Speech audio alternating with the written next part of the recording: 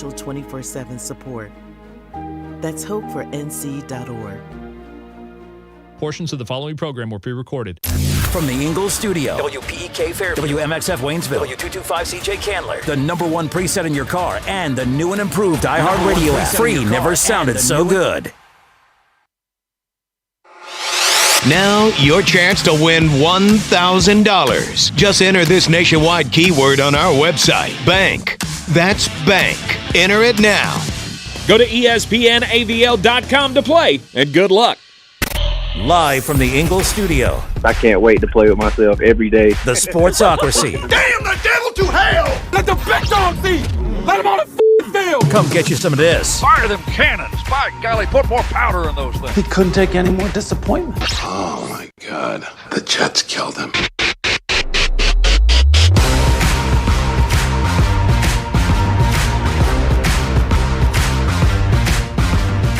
And welcome into Sportsocracy on ESPN Asheville.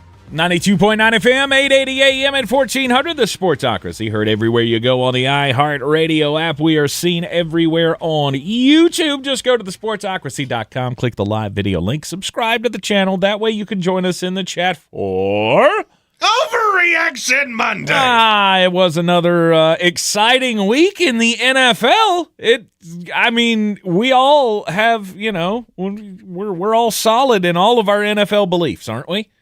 Just because right now I don't know if anybody's good.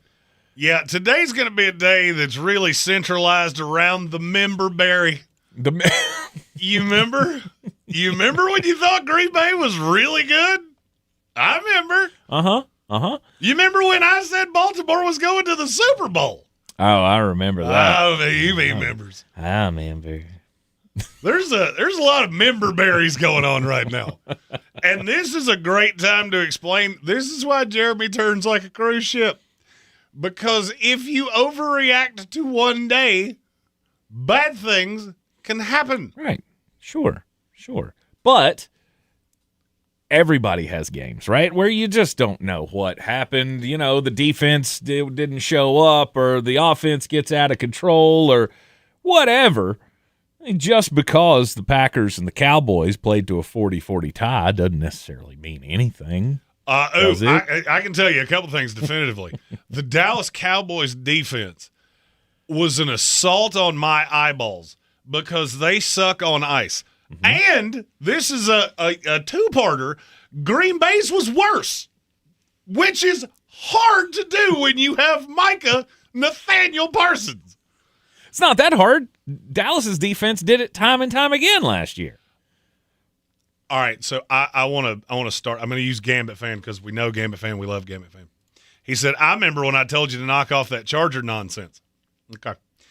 So you're telling me right now there's a team in the NFL that you feel gooder about than the Los Angeles Chargers. I cannot wait to hear who that is. But they lost to the team starting their rookie franchise quarterback at home. West Coast team coming east in a 1 o'clock slate. Oh, by the way, if you go back and listen to what I said that game was going to stay close, and it was one of my favorite shootouts of the week, to the point that I played Jaxson Dart on DraftKings. Mm-hmm. I had the most infuriating DraftKings team ever because I hit all the duds. Had Kyle Pitts, had Stephon Diggs, had Woody Marks in a lineup, did all those things right, and then A.J. Brown Dookie did his pants. And Malik Neighbors got hurt. T's and P's, Malik Neighbors. Mm-hmm. Mm-hmm. So you still cashed, but it could have been Jeremy's not here because he's hanging out with his new friend. If only you'd have had a Monra St. Brown in there. Ron Puka, done. Oh yeah, pull down Puka or pull down Christian McCaffrey, throw in Woody Marks, and Jeremy's a millionaire, and he's just Stone Cold Steve Austin to everybody. Like, what up? However, he had less than 7 total points between his two high-priced wide receivers on DFS. It didn't work out, which is awesome. Gambit Fan has answered my question. These are the teams that he trusts more than the Los Angeles Chargers. Okay. In no particular order. Okay. The Buffalo Bills, who struggled with the New Orleans Saints yesterday. The Kansas City Chiefs, who played a bad killed Baltimore Ravens team. And the Indianapolis Colts, whose receivers don't understand that you have to have the ball when you get in the end zone to score. There's my point. And Gambit, I apologize that I used you as the example, but I had this exact same conversation in all of our YouTube chats and our Discords and our Facebook groups. I had them all yesterday. And now we get to the point. If you trust anybody at this point, I believe you have a good chance of being let down very soon. There's only one answer to that question, and it's the Philadelphia Eagles. You mean the team that almost blew a 24-3 lead against a team that actively looked like they were playing against themselves? That's the team you trust. Until they didn't. The one that can't figure out, hey, maybe we should throw it to A.J. Brown a little more and Grant Calcaterra less. That's the team you trust? One. That is the one. I don't. I'll just go ahead and tell you, I don't. Because in the second half, their defense looked duty. Sure. But that's the point. But I now have a half of every team in the NFL where I can go, if you want to believe in them, here's why you should. If you don't want to believe in them, here's why you shouldn't. And that's why I looked back at my original rankings and went, tomorrow's going to look a lot like that. Because I'm right back to where I started. I'm right back to where I started. I trust certain quarterbacks. I trust certain coaches. And I don't trust others. That's where I'm at. Now, I trust some more today than I did a month ago. I trust some less than I did a month ago. I'll give you a good example. Yesterday, the Indianapolis Colts, who everybody just has the scoots for, which I don't really understand, but sure. They played on the road, quote unquote, against the Los Angeles Rams. You had no less than 5 separate opportunities to win this game. And you boo-boo kittied every single one of them, and yet people still believe in you. Okay. The Buffalo Bills played with their food with the New Orleans Saints, and nobody seems to care. Nope. Here's where I have a problem with that. Buffalo's defense is bad. Bad. And I don't care who you are. If you have a living, breathing pulse, you can run on the Buffalo Bills. And that would concern me a lot, except for the fact that I can say something like that about every team. And that's my overreaching, we'll call it thought of the day. I'll get all contemplative like Jerry Springer. It's my first thought, not my final thought. Whether it's in college football or the NFL, I'm not sure you should be willing to bet any of your doubloons on any team that I have seen. Who's your best team in college football right now? I will bet you, unprovoked, I will bet you $1 million cash we do not say the same team. Oregon. Yep, that was not the one I was going to say. Because mine's Ole Miss. Really? Not really all that close. Oregon's fine, but they struggled with Penn State. But it was a whiteout. Yeah, it was a whiteout where they were wearing Charlie Kirk shirts. And I saw a lot more green than I have ever seen in a whiteout before. It's another thing. If you're going to play in a whiteout, you should probably be playing against a team that also wears white because that green sticks out like a sore thumb, and there was a lot of it. A lot of it. And by the way, the thing I said about Charlie Kirk, those were all Oregon fans wearing that because they didn't really care about your whiteout. They were going to support him, and so they threw that on. So they're wearing white too. There were a ton of Oregon Duck fans in that crowd. And I believe in Sasquatch more than I believe in Penn State. It was close. Georgia loses to Alabama. Do I believe in Alabama more? Slightly. Florida State lost to Virginia. Guess what? Don't care. You know who else doesn't care? Vegas. Miami's undefeated. Miami's so good. Miami's unbeatable. Miami's the best team in the country. Brr, brr, brr, brr, brr. Hey, what's the spread on Florida State Miami this week? Florida State minus 2.5. I'm going to give you another crack at that. It's in Florida State, isn't it? It's at Florida State, yes. Florida State minus 1.5. You're not far off, by the way. Minus 1.5. No, it's Miami minus 4.5. Really? Okay. Where did it start? Miami minus 2.5. Oh. Yeah, guess who's going to be all over Florida State if this line sticks? It won't. It'll be 2.5 when we get to game day. Because this is what happens. This is what happens. People overreact to the last thing that they saw. So I'm just going to go through the list of things that happened yesterday. I'm going to save us all some time. Here's the list of things that happened yesterday that don't mean a hill of beans to me. The Pittsburgh Steelers beat the Minnesota Vikings in Ireland. I couldn't care less if I tried. The Atlanta Falcons beat the Washington Commanders in Atlanta. Washington played a backup quarterback. I don't care about anything that happened with that offense. Washington's defense is starting to scare me a little bit. That's about the extent of it.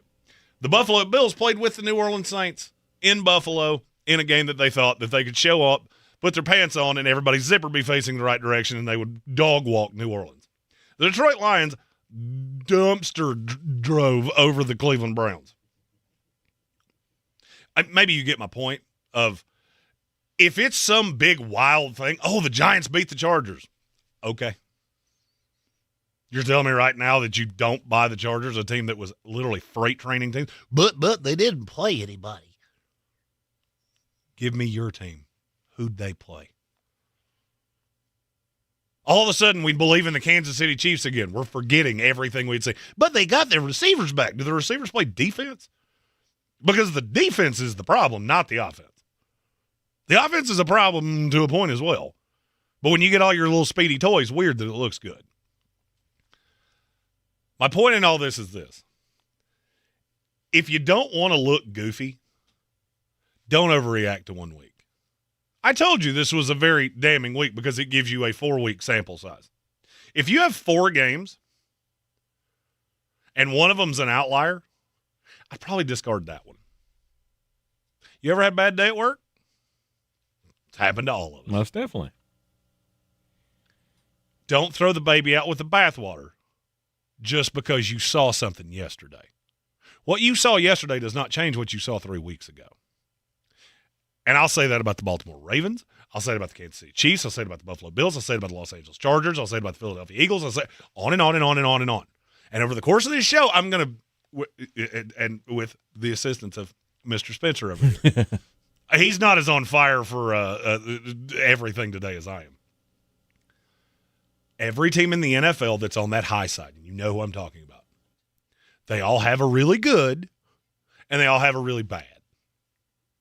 What does that mean? It means it's going to be a real fun 4 months. Mm-hmm. And if you notice, I've stopped speaking in definitives as much because I'm not definitive about anything. No. Because I look at the Buffalo Bills right now, you could get beat the first round of the playoffs or win the Super Bowl. Neither one would shock me any more than the other. Philadelphia, if they played a better schedule, could miss the playoffs and it wouldn't shock me because I don't think that team's any good. And I think their offensive coordinator is an idiot. You're bailed out by a defense that is stupidly talented and makes really good, really big, really timely plays. Your quarterback is not good, and he's regressing.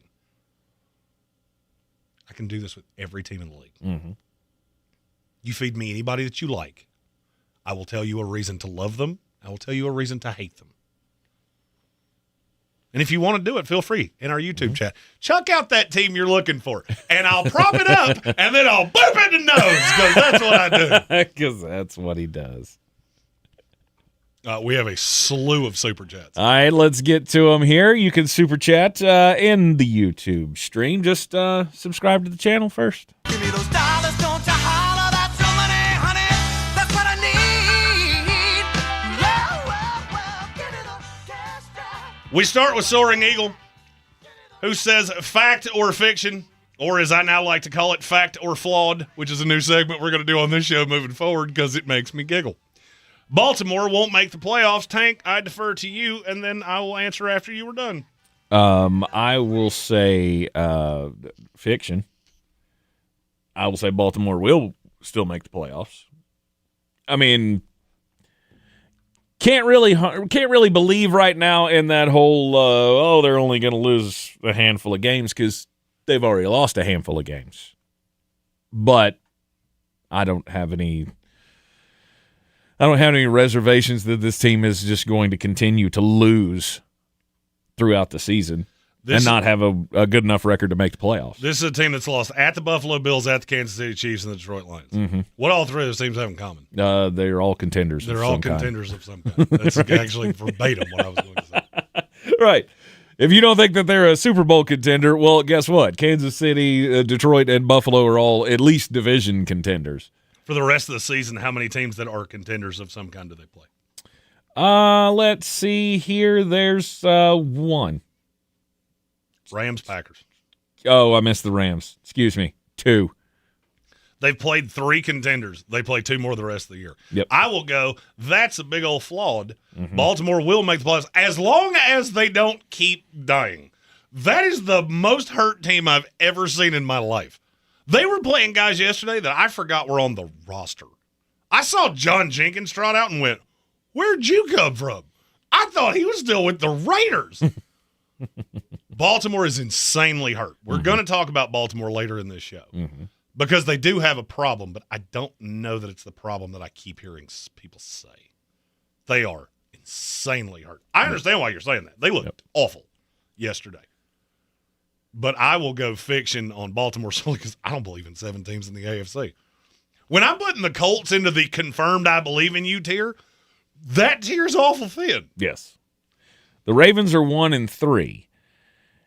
If they somehow lost a game that was just completely out of nowhere, like let's say the Browns, because we've said they lose to the Browns every year. Okay, add that to the other 2 losses. How many losses is that? 3 + 1 + 2 would be 6. Oh, that's 11-6. That's a playoff team. I can't get there with the Ravens. And I just hate to say this. I look at the rest of the schedule and go, I see a lot of Texans, Bears, Dolphins, Browns, Bengals, Jets, Steelers. There's just a lot of games that they're going to win here. Yep. I get why people are panicking about Baltimore. But I go back to what I started this with. Don't throw the baby out with the bathwater just because you saw something yesterday.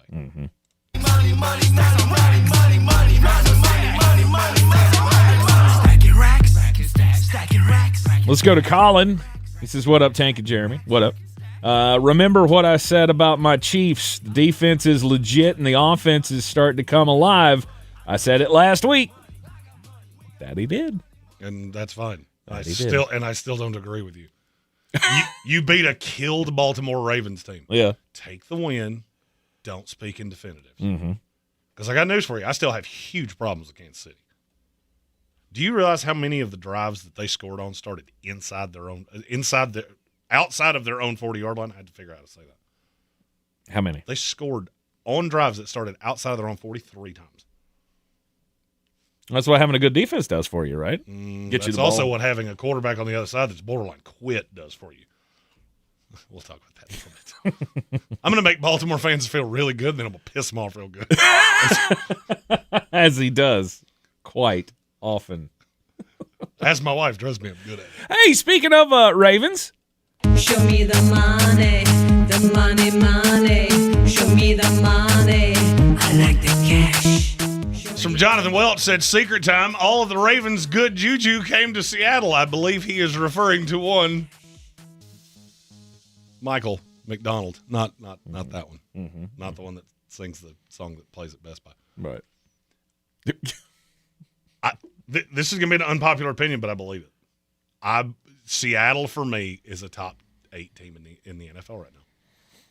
Okay. I told you there would come a day that I would see something from them where I would go definitively one way or the other. I'm going to stop waffling on them because I've kept Seattle kind of in that purgatory. Do I believe a crazy amount in Arizona? No. I'm not telling you Arizona's a Super Bowl contender. I'm also not – they're not an easy team to beat. You went in there, punched them in the mouth. They got back up, threw a set of haymakers at you, and you still won. That tells me a lot. I believe a lot in Seattle.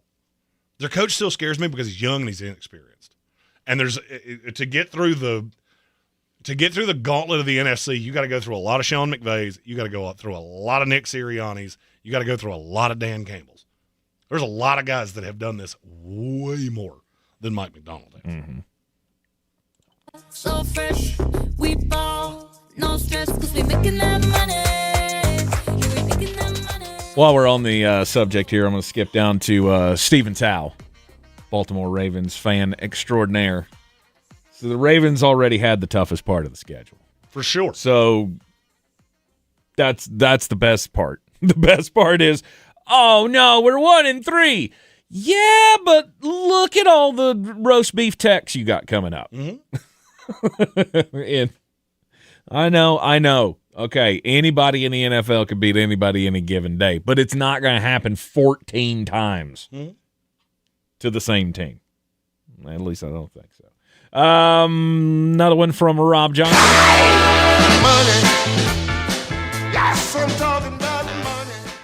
He says, Lattimore, what a waste of 3 draft picks. Our D is poopy. Marshawn Lattimore is just god-awful. I watched way more of that game than I should have, mainly because I had Kyle Pitts everywhere, and that worked out quite nicely for me. Drake London abused Marshawn Lattimore. I think it's time for Washington to look around and go, when do we cut bait here? Because Mikey Sanders still, dog. Trey Amos, dog. Marshawn Lattimore, sieve.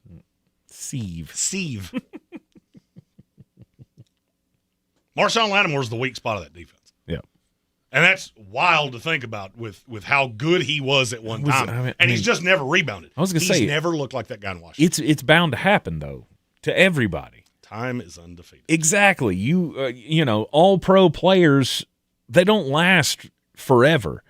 And Marshawn Lattimore's 31 years old. So, yeah, I mean, it doesn't surprise me. He's like every time Tre'Davious White has played bad in the last, 3-4 years? Since he left Buffalo, he was not good. Some guys fit in certain schemes, they don't fit in others. Sure. And Marshawn Lattimore does not fit in this one. But that's the way I had always thought of it was, well, you know, I mean, guys get older, they lose a step, they lose that extra spark that made them good. Now, Tre'Davious has been doing pretty good since he came back to Buffalo, hadn't he? Yeah. He's had his moments. Marshawn Lattimore's 29 years old. 29? To me, this is not he lost a step. To me, it is he does not fit what they are asking him to do. Okay. All right. And I don't see that getting any better. Okay. All right. Cause it's all about the money. All about the money. I do this for my hustle. Let's go to Colin. He says, and everyone's teams has injuries and play in the NFL. Next man. I'm tired of hearing that excuse. Boo-hoo. You should tell the rest of your fan base that because they've been bitching about the receivers for 3 weeks. Anybody, I always gristle when people say that. Oh, every team has injuries. There are different levels of that. And you skipped another one from Colin. So now I'm trying to piece together where you went here. Hit the button again. I'll read the other one because the answers kind of go together. All right. Make it easy money with the wink and a smile, like it ain't no thing. Colin said the defense is the problem because my Chiefs defense just stopped the top offense in the NFL. That's a wild statement, brother. Much love. You stopped them. They had 360 yards of total offense with a quarterback that I don't think was in that game mentally for more than 2 possessions. Because he was on the sideline throwing helmets and screaming at everybody inside of the second quarter. I'm just telling you, you believe what you want to. I don't. What you believe doesn't change what I believe. And what I believe probably shouldn't change what you believe. But if you're telling me you walked away from what you saw with Kansas City and it made you forget the first 3 weeks of this season, I probably wouldn't. But that's because Kansas City is the exact opposite of Baltimore. Baltimore has played the heavy hitters on their schedule. Secret time, so has Buffalo. Indianapolis is not real daunting. Kansas City the next 4 weeks goes at the Jaguars, Lions, Raiders, Commanders, and at the Bills. Forgot about that one. One of your layup games was the Colts. That ain't a layup anymore. Mm-hmm. I'm not telling you I couldn't be wrong. I'm just saying I didn't change my mind about squat with Kansas City yesterday. Awesome. You got Xavier Worthy back, and the offense looked competent. I still watch Justice Hill carve you up like a Thanksgiving turkey. I just couldn't figure out why they gave him 4 total touches. He had over 100 yards on 4 touches. That's not something I would be like banging my drum about. Zay Flowers, you couldn't cover him. You had a quarterback with a complete meltdown. Take the win. It's fine. Mm-hmm. But to say you completely stopped them is just disingenuous to me. They put up 360 yards of total offense, and they played Cooper Rush for a quarter.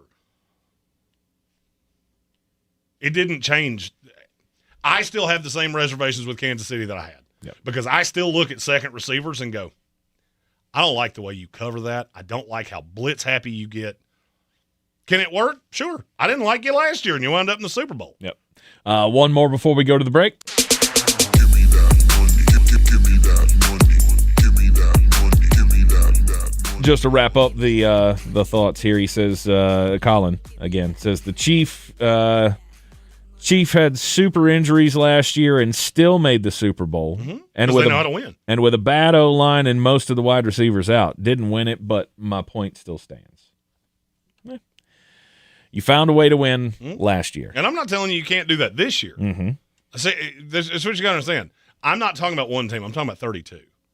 So your team lives in a vacuum, and that's fine. You're a fan. Fan short for fanatic. You're expected to beat a drum. I'm not. I have a team that I'm overly realistic about because they are dog water. But I'm looking at every other team in the league going, you all have flaws. Whose flaw bothers me less? Because if I'll just go down this rabbit hole and we'll blow the whole clock out. Mm-hmm. The team roster-wise that I believe in the most is the Philadelphia Eagles. Because I watched them bully the Tampa Bay Buccaneers for 4 quarters. And yet Baker Mayfield still had the ball in his hand with 3 minutes to go and the chance to beat them. That bothers me a lot. It bothers me that your offensive coordinator seems lost. It bothers me that your offensive line doesn't look nearly as good as it did. It bothers me that Saquon Barkley is not nearly the weapon that he was a year ago. And you don't have the pass rush options that you did a year ago. I still look at that roster top to bottom and go, boo. Because to me, you cannot compare Philadelphia. You can't compare even Baltimore when they're healthy. The Chargers, handful of others. You look at those rosters from 1 to 53, you get to about 40 and go, my God, how deep is this team? You don't do that with Kansas City. You don't do that with Buffalo. You don't do that with a handful of other teams. Tampa Bay. Mm-hmm. Throw them in there too. Most definitely. You don't get that far with them. But then you start factoring in everything else. And that's why when you get to the top of power rankings, I can't wait to see what other people do tomorrow. Because I'm going to go ahead and tell you, there are 4 teams playing tonight that have less than bupkis to do with the top 20 of the power rankings. The top 20 is already done. And it is wild, to say the least. To say the least. There will be people that are calling me the biggest moron in the world tomorrow because there are teams in places that you go, how'd you get there? Mm-hmm. How is that 1 and 3 team still got a single digit next to their name when they didn't last week? That doesn't make any sense. Well, because after 4 weeks, I went Control, Alt, Delete. Let's figure out what I know, what I think, and what I have no clue on. And there are a lot of teams that have big old question marks. There are a lot of teams that have some definitives. And then there's a lot that I have an opinion, but that opinion could be fact or flawed. Mm-hmm. That's where that idea came from because I started thinking about last night. Could be. You are in the Sportsocracy, and this is ESPN Asheville, 92.9 FM, 880 AM and 1400. We'll be right back. Still a year later, I see a lot of roofs with tarps. Do you have a neighbor that needs a new roof but can't afford to get one? ESPN Asheville and Balkan Roofing would love to help. Tell us about the homeowner in need and why they deserve to have a brand new roof for free. You can nominate them now at espnavl.com. And one homeowner will be selected to have a brand new roof professionally installed by Balkan Roofing for free. Roofing for a reason with Balkan Roofing and ESPN Asheville. Big news, Asheville. Clover CBD has opened a brand new dispensary at 8 Weaverville Road in Woodfin. Clover CBD is locally owned, community focused, and dedicated to providing premium hemp products at affordable prices. And here's the best part. Radio listeners get 20% off one in-store purchase, plus a free gift when you mention this ad. Offer valid once per customer through the end of October. Stop by their new Woodfin location today or visit clovercbd.com to learn more. That's clovercbd.com.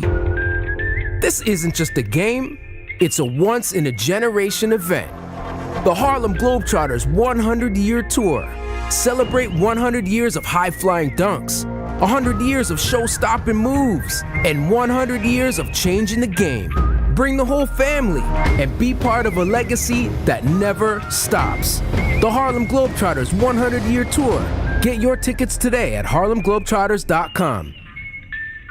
Fall is sports season, and iHeartRadio has it all. The NFL, Green Bay Packers. MLB playoffs. It is gone! College football, the NHL, and NBA preseason moves are underway. From scores and reactions to interviews and hot takes, it's all at your fingertips on the iHeartRadio app. Appreciate you taking my call, guys. Lock in with your favorite teams with play-by-play, podcasts, and local stations where you can react and join the conversation. Sports on iHeartRadio, where fans live it. Sometimes it's the little victories that mean the most. Those everyday celebrations that bring a smile to our faces and joy to our hearts. At Ingalls, we know there's no one you'd rather share those miniature, memorable moments with than family. Ingalls, all the ingredients for family. This is J.W. Whitley, General Manager at Parks Ford of Hendersonville. Our value of commitment, committed to you as our customers and the community that we serve. To do better, be better every day. That's the Parks Promise. Experience the Parks Promise today at parksfordhendersonville.com. Clarissa sells WNC as the #1 team in Buncombe County. We have the customer service experience to assist you in achieving your real estate goals. Our team offers something that 90% of listings in our market won't have, Zillow Showcase. Check us out at clarissasellswnc.com. This football season, Bear Smokehouse Barbecue is where the fans feast. Catch every game Thursday, Saturday, Sunday, and Monday on big screens with booming sound, cold drinks, and the best barbecue in town. Bring your crew and tackle the game day grub package. A dozen wings, a pound of pork or chicken, a full rack of ribs, 3 pints of sides, and slider rolls, feeding 4 hungry fans. Whether you're cheering for touchdowns or just here for the ribs, Bears is the ultimate game day destination. Bears Barbecue in downtown Asheville, your home for football, where the fans feast. ESPN Asheville, your mountain weather forecast. Rolling into our Monday afternoon with just a passing shower, otherwise partial sunshine around, actually pretty dry and pretty pleasant. 77 tonight, a few showers, maybe a thunderstorm. 60 tomorrow, still a passing shower, maybe a thunderstorm. Probably some fog early, 75. Wednesday, some fog in the morning, then developing sunshine, 78. Cooler and sunny for late week with highs in the low 70s. From the Weather Channel, I'm meteorologist Ray Stajic. This report is sponsored by Jimmy's Automotive Center. Don't let unexpected car or truck repairs ruin your week. Take that car or truck to Jimmy's Automotive. Jimmy's Automotive offers a fleet of loaner cars as well, so you don't have to miss a beat while they take care of the repairs of your car. Schedule your next service today at jimmysauto.com and drive away with confidence. I can't believe how spotless my floors look after using the Swiffer Power Mop. No more dragging around a heavy mop and messy bucket. Now I get the same deep clean without all the work. Thanks to the powerful solution and scrubbing pad of the Swiffer Power Mop, dirt and grime don't stand a chance, and I don't break a sweat. Mic drop. Mop drop. Swiffer Power Mop. Swiffer Power Mop. A smarter way to mop. Try it or your money back. Think about it. You take thousands of steps every day. Shouldn't every single one of them feel amazing? Well, with Arch Fit hands-free Skechers slip-ins, they can. Skechers teamed up with podiatrists to design a shoe that provides amazing arch support for all-day comfort. And best of all, you get all this comfort, stability, and support with the ease of Skechers slip-ins technology. Just slip them on. There's no bending down and no struggling to tie your shoes. Just step in and go. Try Arch Fit hands-free Skechers slip-ins at a Skechers store, Skechers.com, or wherever comfortable footwear is sold. Only one app puts the live radio dial in your pocket and lets you save your favorite stations, playlists, and podcasts as presets. iHeartRadio is your all-access pass to the audio that moves you. Get what millions already have. The free iHeartRadio app. The #1 app for radio. I'm Coley Duffy. I'm Cody Ward. And we're the Chainsaw Brothers. Actually, we're cousins. A few days after Helene, we was in the driveway having a couple beers, waiting on the power to come back on. And we heard so many people calling, needing trees removed, and couldn't afford it. So I called my dad to borrow a chainsaw, and over the next few months, we cleared trees for our neighbors. Our business was born out of wanting to help Western North Carolina get back on our feet. We are fully insured and licensed. We keep our promises, meaning if we say we're going to be there, we'll be there.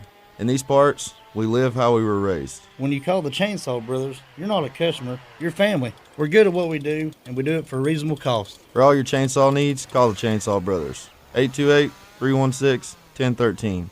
Or find us on Facebook. See how we treat our family. Are you still covered up with storm damage and debris? Call us about our daily rates at 828-316-1013. That's 828-316-1013. We're the Chainsaw Brothers, and with our neighbors, we're Western North Carolina strong. Woohoo! Sure, you know Appalachian Motor Coach is the official shuttle sponsor of the Living the Dream Tailgate Tour. But did you know that they can get you anywhere in style? Weddings, bachelorette parties, corporate gatherings, family reunions, Appalachian Motor Coach makes the ride part of the fun.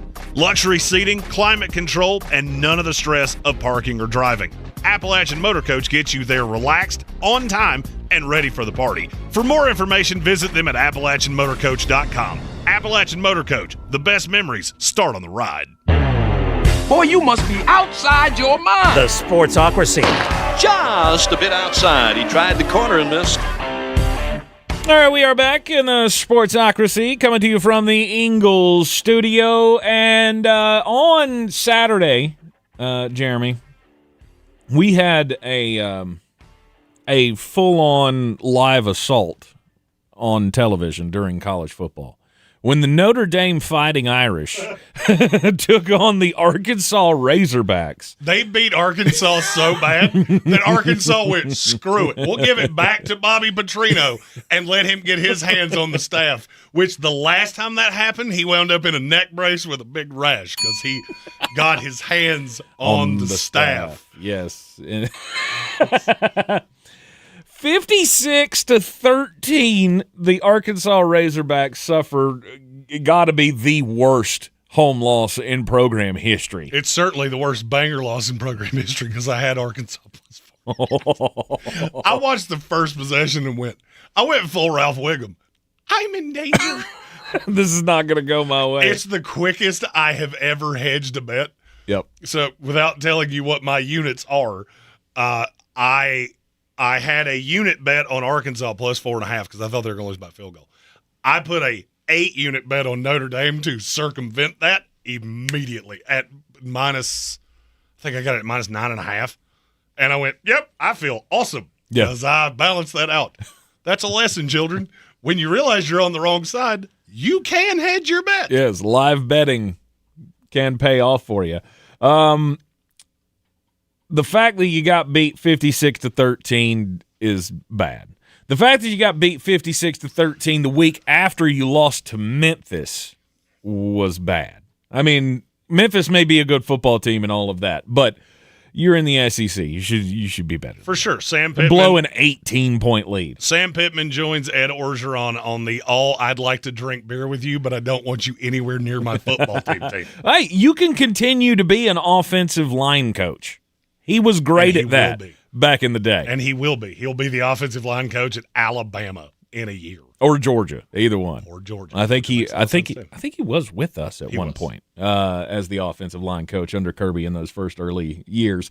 But listen, turning the program back over to Bobby Petrino seems like a bad freaking idea to me. I just don't know how you could trust somebody after they had that kind of a public departure.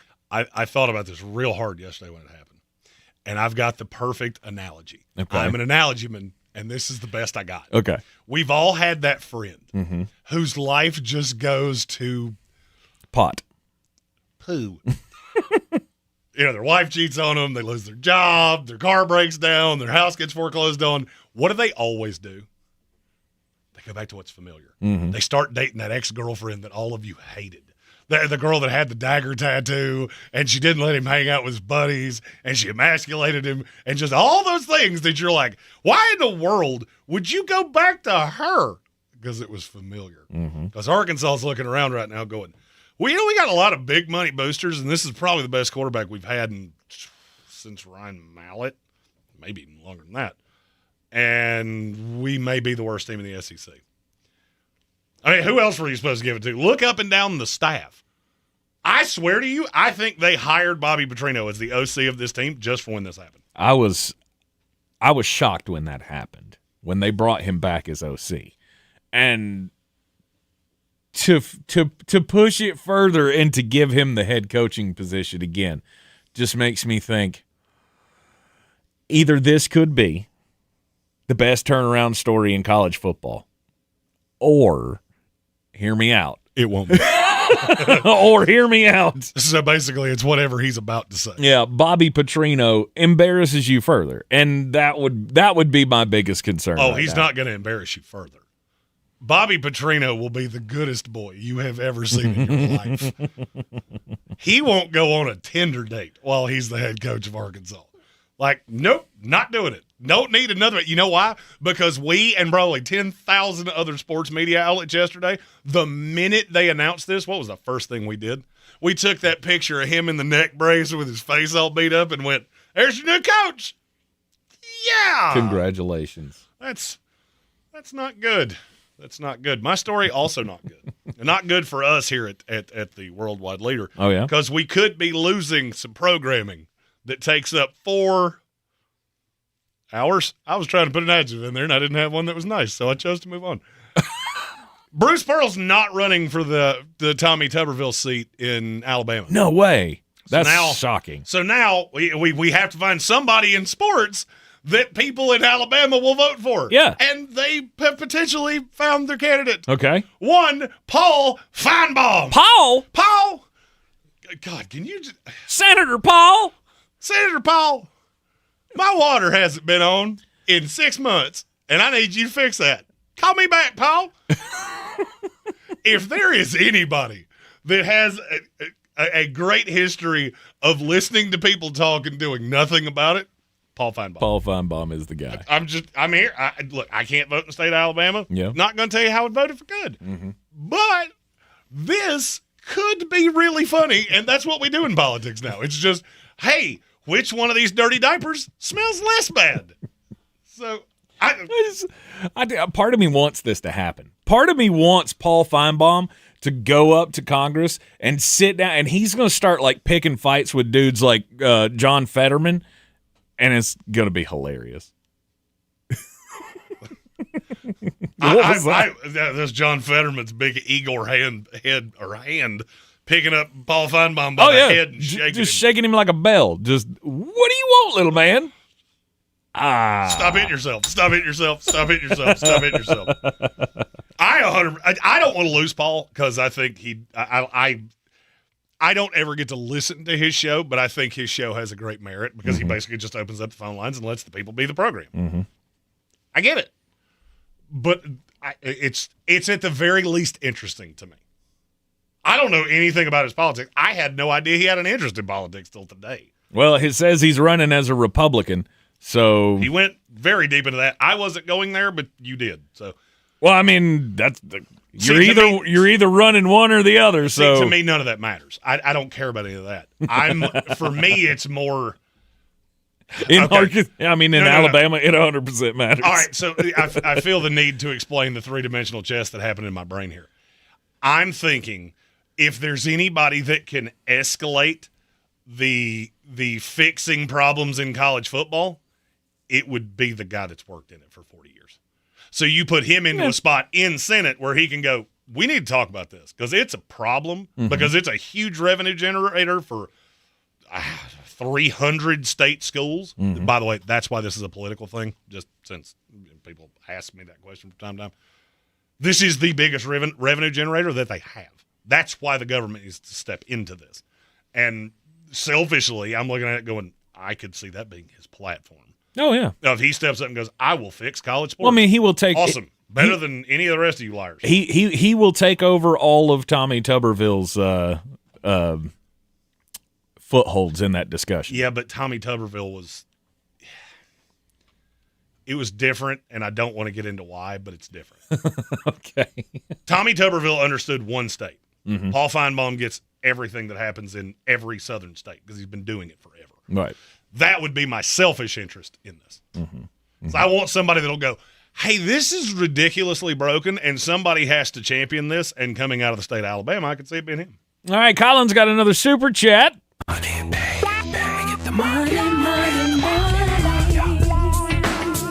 in the money. We get paid. All right, Jeremy.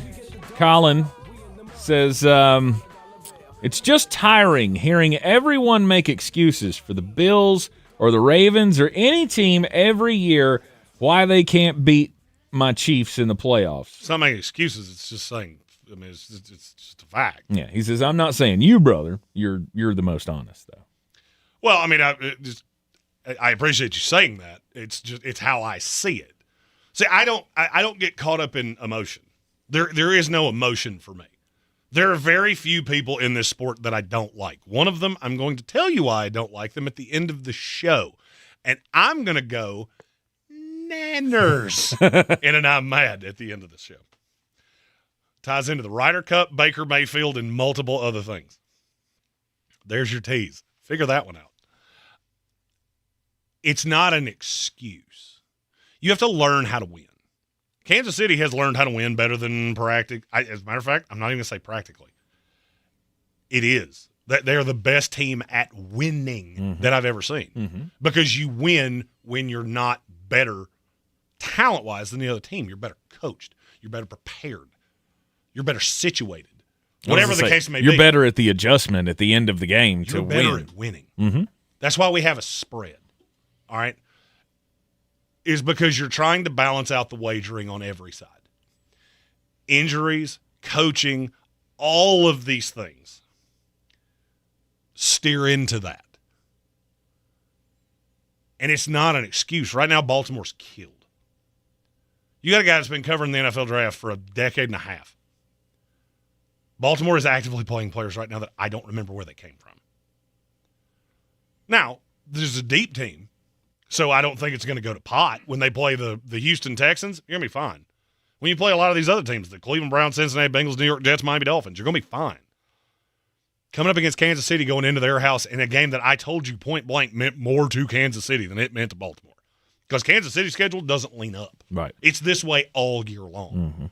You know, their layup game is the Raiders, who if Geno Smith could figure out my team is not wearing white, they would be a lot harder to beat. Hey, come on. The Bears did a good job at closing those windows yesterday. We're going to talk about that in the third hour because that's the craziest thing you've ever said. Geno Smith hit Kevin Two of those damn interceptions, they had to fly into the frame to get it. How is that not? Because you're throwing it at one of the best ball hawks in the league. How many players in the NFL have more interceptions than Kevin Byard in the last 7 years? I don't actually know the answer. I think it's one. Maybe. I don't know. Yeah, that's where a smart quarterback goes, hey, in a secondary that's dead, maybe I should stop throwing at Kevin Byard. That's true. Like, genuinely. I can get that. A guy that does that, maybe I should stop giving an opportunity to do that. And if you watch that tape, it wasn't like he didn't have other opportunities. He just got a little impatient. I don't remember where you caught me off guard with Geno because my take on that's, hey, I remember this. College was fun. Because this is the exact same guy I remember from West Virginia. The further down the field it goes, the more angina I get when he throws it. Yeah. The top side of the NFL right now is more open than it's ever been, and I'll tell you why I think that is. We have a lot of good coaches. All right, I'm just going to level with you. The Minnesota Vikings are a bad football team with a really good head coach and what is serving to be a really good defensive coordinator. They should have gotten blown off the field by Pittsburgh. And I think, and this is going to sound a little weird in a cyclical way, I think that's what's happening to Pittsburgh and Baltimore. You're not so much better coached now. They always had trouble with Kansas City. They always had trouble with each other. But you got Mike Tomlin, you got John Harbaugh, excuse me. They were always the better coach. That's not always the case now. Because Sean McDermott has developed into a reasonably decent coach. I don't think he's a great coach. I think he's a good one. Now you've got Jim Harbaugh with the Chargers. You got Pete Carroll with the Raiders. I think Shane Steichen's a good coach. He's really good at taking what he has and building his offense around it instead of trying to contour them to him. Now that he's got competent play. I think DeMeco Ryans is a good coach. I think he's a terrible hirer. You're not allowed to hire offensive coordinators anymore. We're going to do that for you. I think Kevin Stefanski's a good coach with a bad team. Okay. That, for me, is the difference in the AFC. It's also why I'm not as high on Kansas City. Gambit fan says Zach Taylor exists. Zach Taylor's here, too. I'm not going to lie. I kept seeing Cincinnati, and in my head I was going, and then there's Maud. Amelia Earhart flew a lot of airplanes. And Zach Taylor sucks. Now it's in my head. Thanks. Now the Maud theme song's in my head.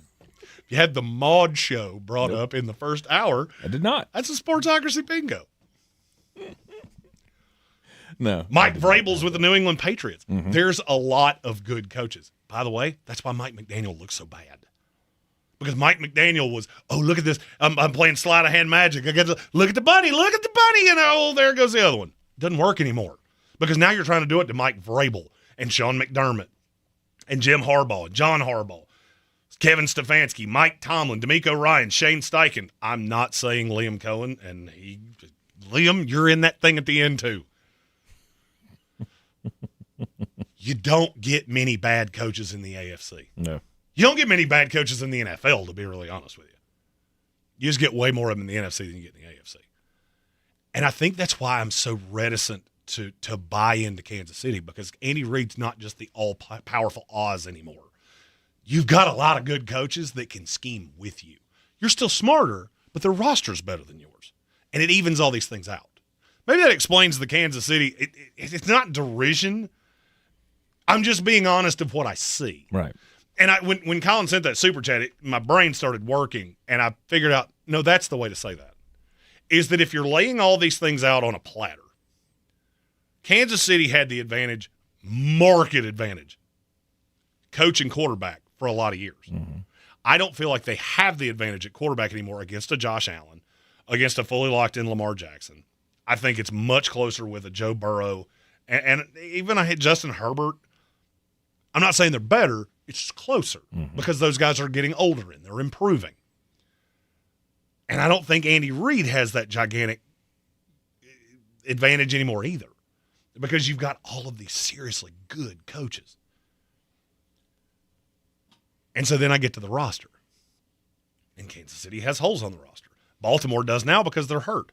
Buffalo does, but what they're good at, they're really good at. Buffalo has completely changed what that team is right in front of your eyes, and I haven't heard a soul that's even noticed it. That's the number one rushing team in the NFL. Where'd that come from? This is a team we used to make fun of because they couldn't run a greasy peg up a cat's keister unless it was Josh Allen. Right in front of your eyes, they became a running team that just grinds you out. New Orleans, if they had a competent quarterback, would have had the ball with a chance to win that game in the fourth quarter yesterday. Yep. Sean McDermott and Josh Allen and James Cook just grinded them out. And Kellen Moore makes a goofy decision to run a Philly special on the 3-yard line, throw it at Spencer Rattler. And Cole Bishop makes one of the best catches I've ever seen. That's the difference. See, everybody wants to make pro football like it's college. There are certain teams that walk into a college stadium and you have no prayer. None. When Arkansas walks into Alabama, you don't have a prayer because they have players that you don't. In the NFL, this is the best player from your high school at every single position. The discrepancy in talent's not that huge. Where the discrepancy comes in is who outworks who outschemes who outsmarts who. And that's why all of these games, you'll never see a line in the NFL that's above 17.5. In college, you get them to 50. There's a reason for that. Because the margins are smaller. That's why you can get a New York Giants that beats the Los Angeles Chargers. It doesn't mean the Giants are great and the Chargers are bad. Look at all the factors. Chargers had to come west, or a West Coast team coming east. You're playing at 1 o'clock, you feel like you're kicking this off at 10 in the morning. That also means that you feel like you got up to go to the stadium at 6. That's not easy. Especially not when, for some reason, you didn't show up until Saturday. But I'll never figure that out. Right. You're also playing against a young quarterback. The stadium's electric. There's a lot of things that went into that. But, see, I don't throw that whole baby out with the bathwater because I look at all those little individual things. And I realize that if Kansas City and Baltimore played each other 10 times, fully healthy, take the team that started for Baltimore before Roquan, before Marlon Humphrey, before all that. Those two teams play 10 times. How many times does Baltimore win? Oh, 7. I'd have said 4. Because I did think Kansas City was the better team. I did think Kansas City looked like the better team. Okay. Also taking the parts that exist, and it's not an exact science. The AFC is so wide open, it's insane. Because if you're really honest with yourself, how many teams in the AFC do you know are not making the playoffs right now? Oh, and why are Tennessee. 3 of them playing tonight? I was going to say Tennessee's definitely in that list. Tennessee's one. Tennessee's one. Miami's one. The Jets are one. Mm-hmm. Cincinnati with no Joe Burrow is one. Cleveland. Cleveland doesn't have a quarterback. I'm wanting to not say Cleveland, but I have to. No. Tennessee's one. Who else you got? Definitively? Definitively. No one. Exactly. That's 11 teams for 7 spots. Do the same thing in the NFC. It's a lot easier to figure out who ain't making the playoffs. The Giants aren't. The Cowboys aren't. The Bears aren't. The Carolina Panthers aren't. The New Orleans Saints aren't. Yeah, that's all you got. Same number. Mm-hmm. Is a lot quicker. Mm-hmm. And I have way less teams that I'm confident are going to make it in the NFC. There's only about maybe 2-3 teams in the NFC that I go, you're definitively making it. Mm-hmm. NFC South champion, I don't know any more right now than I did 4 weeks ago. Because I've seen a really good Falcons team. I've seen a god-awful Falcons team. Mm-hmm. I've seen a really good Bucs team. I've seen a god-awful Bucs team. And the Bucs can do it in the same game, which is a skill. That is a skill. Hard to do. That's the problem. That's the freaking problem. You dig yourself such a hole in the first half, you got no chance of coming back. You're in the Sportsocracy. We will be back right after this on ESPN Asheville. ESPN Asheville. Your mountain weather forecast.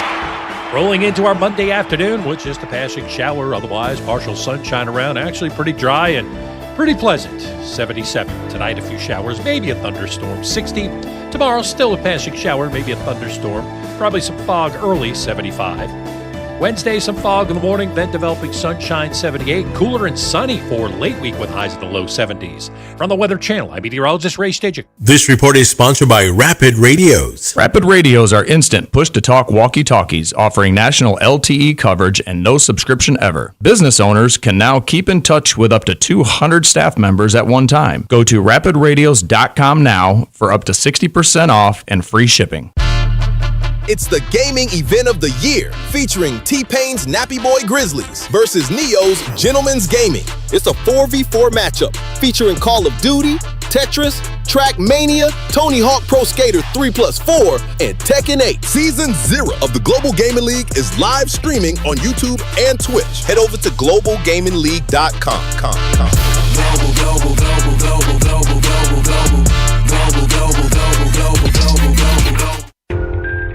This isn't just a game, it's a once-in-a-generation event. The Harlem Globetrotters 100-year tour. Celebrate 100 years of high-flying dunks, 100 years of show-stopping moves, and 100 years of changing the game. Bring the whole family and be part of a legacy that never stops. The Harlem Globetrotters 100-year tour.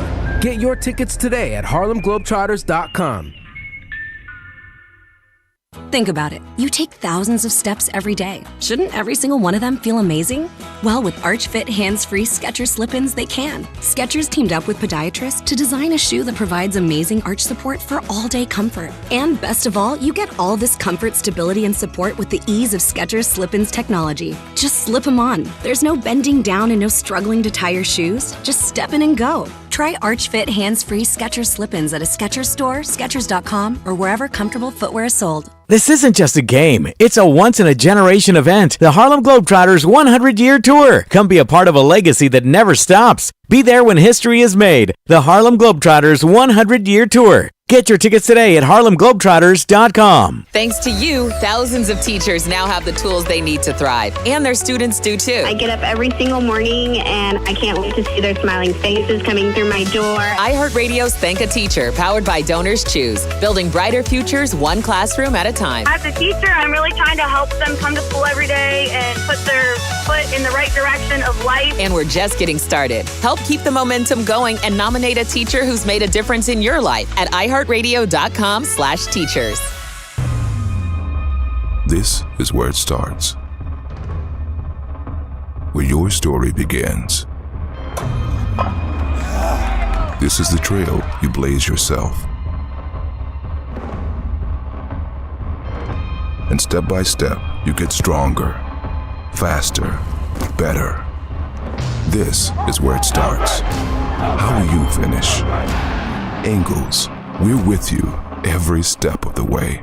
This season, the Eagles Living the Dream Tour rides again, and this time we ride together. Thanks to fine partners like Clarissa Sells, WBNC.com, the Sportsocracy has teamed up with Appalachian Motor Coach to ride with you in style to some of the best games around. Click on Living the Dream 2, TOO.com, to see the schedule and pick your destination. You buy the ticket, we'll get you to the game. No worries about parking, and we have the food and drinks covered as well, with a special thanks to Bear Smokehouse Barbecue and Cultivated Cocktails. Live the dream with us. Living the Dream 2, TOO.com. Bear Smokehouse Barbecue, thrower of parties, is inviting you to Hope on the Slope. It's a free dance party happening on World Mental Health Day, Thursday, October the 10th at Bears in downtown Asheville. Get moving with Euphoria's dance instructors, vibe out with DJ Lyric, and celebrate the power of music, movement, mental health, and community. It's all happening at Bears, supporting Bears Foundation Linked for Life, bringing free therapy to Asheville's food and beverage workers. Learn more at bearsbbq.com. From the Ingles Studio, WPEK Fairview, WMXF Waynesville, W225CJ Candler, the #1 preset in your car, and the new and improved iHeartRadio app. Free never sounded so good. Now, your chance to win $1,000. Just enter this nationwide keyword on our website, check. That's check. Enter it now. Go to ESPNAVL.com to play, and good luck. The Sportsocracy. It fires me up, man. I love it. Say it one more time. The Sportsocracy. Shake it back! Beer City's best sports talk. It is gross. Just earlier. They are mature, actually. You just have to get to know them better. Your lunchtime dose of dumbassery. Live from the Ingles Studio.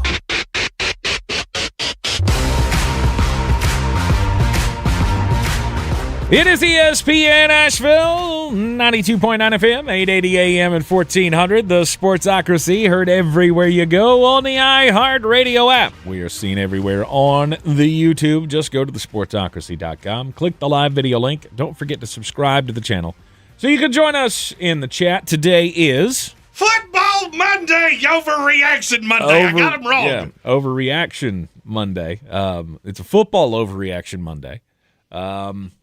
Because, you know, that's what we do on Mondays. We sit around and we talk about how much our teams suck if we lost, which Tennessee Titans fan, you just live right there. You can live in that neighborhood. You're not going to win a game.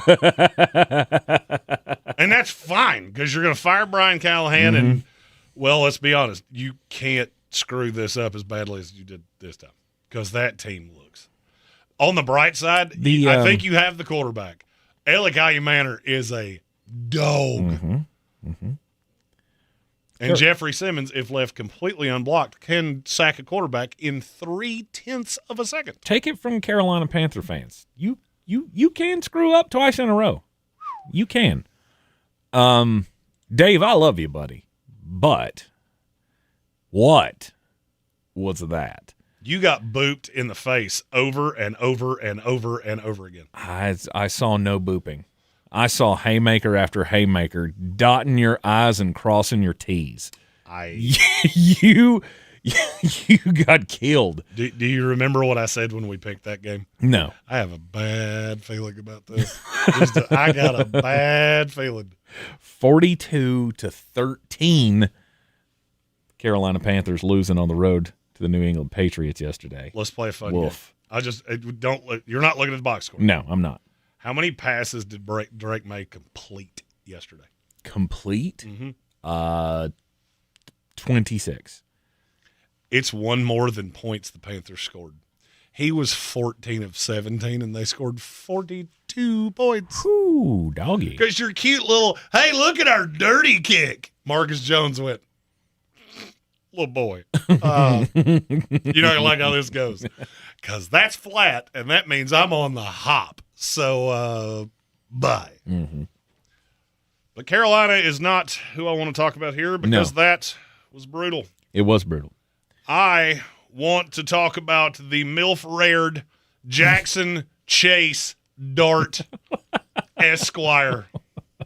Jaxson Dart gets his first start for the New York Giants and beats the Chargers 21-18. I'm more confident Brian Daboll should be fired right now than I was 36 hours ago. Oh, really? Why?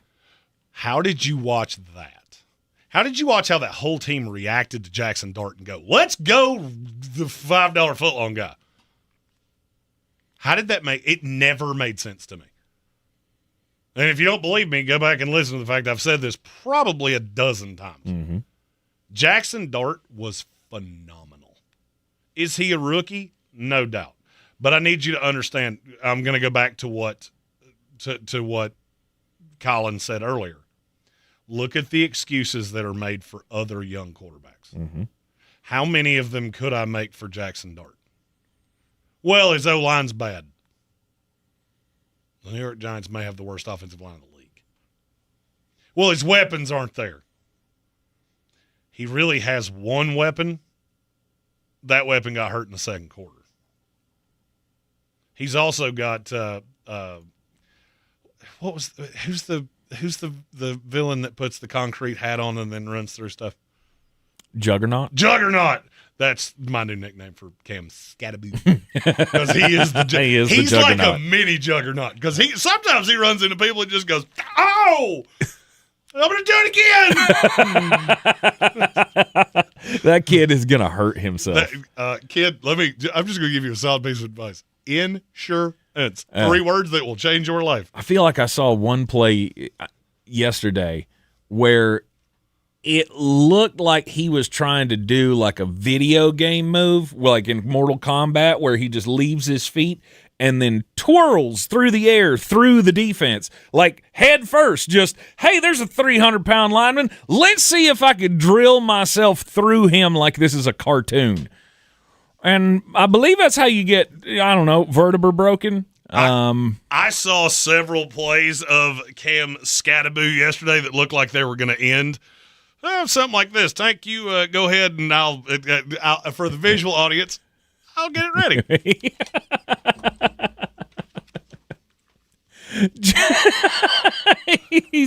He's suiting up with the helmet here. I mean, I've just never seen somebody who is. Man, I didn't realize how small this helmet was.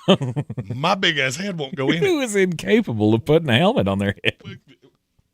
This wouldn't fit on your head. Oh, I'm sure it wouldn't. I'm sure it wouldn't. I didn't realize how small it was. Like, it's not even close. He was trying to put it on backwards. Also, probably the helmet Cam Scattaboo's wearing. It's 7 sizes too small because I want to feel it. Yeah, Cam is he's a gamer, ain't he? He's going to hurt himself if somebody doesn't get in his ear and go, hey, listen, maybe we don't do that. Maybe you don't try to pick a fight with the biggest guy on the field every play. That didn't work at all the way I thought it would, and yet it was still funny. Like Quinion Mitchell. Maybe you shouldn't. Maybe you shouldn't pick a fight with the biggest guy on the team. We're going to talk about that. Have no fear. Later in the show. Jaxson Dart, though, yeah, I mean, he's pretty phenomenal. I mean, hell, he was good in the preseason, and we kept saying, why not? Why not just go ahead and give him the ball? But it's not even what he did. Look at what it did to the team. Sure. Because they realized we have a shot.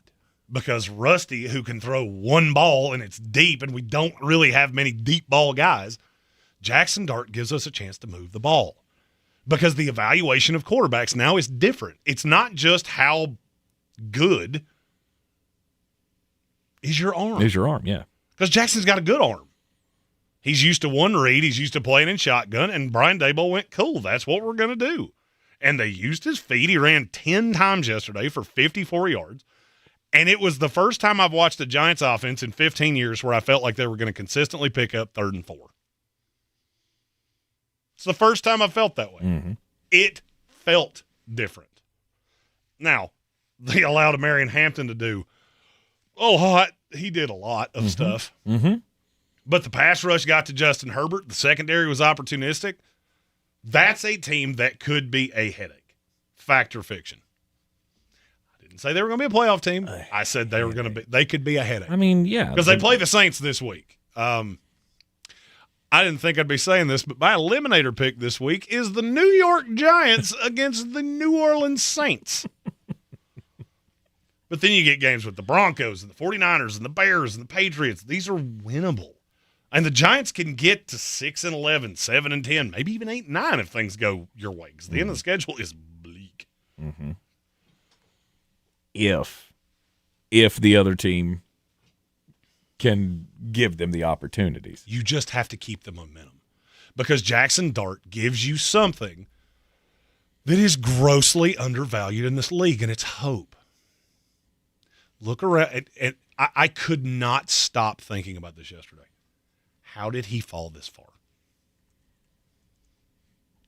How did so many teams that need quarterbacks not at some point go, I can't let him fall any further? Mm-hmm. And look, I know I'm biased because I was super high on Jaxson Dart in the process. He was clearly my 2, and he was right behind Cam Ward. Yep. I mean, you jumped on Jaxson Dart when he was at USC. I have always been a fan of his game because it's so modern-day NFL. It just is. I mean, like, think of every really good quarterback in the NFL, whether it's Lamar, Pat, Joe to an extent, Josh Allen, Justin Herbert. Is that not who he reminds you of? A little bit. He may not have that arm. He may not have that brain. I don't know. But that's what I see. I see a guy that can run RPOs, makes it so hard to defend him. I've loved Jaxson Dart since he was a freshman at USC. Right. And all I could think about was the Las Vegas Raiders took Ashton Jeanty over that. Mm-hmm. But Ashton Jeanty was good yesterday. Well, when you play a defense that can't tackle, it's not all that hard. Right. When you have, when you break away that 164-yard run, and he ended the day with, what was it, like 106 yards? Something to that effect? You're in the ballpark. On 20-something carries? Do the math on all the other ones. Do the math on all of the other carries that he had yesterday. 138 yards. 138? Okay. That's a little better than I thought it was, but one of them was for 64, and I think he had another one that was 30. It was 30-something. That's what I'm saying. It's I mean, he's still just about 3 yards carry. Until he hits a big one? It's funny. I see Chris Oder in our YouTube chat, and he said something on Facebook.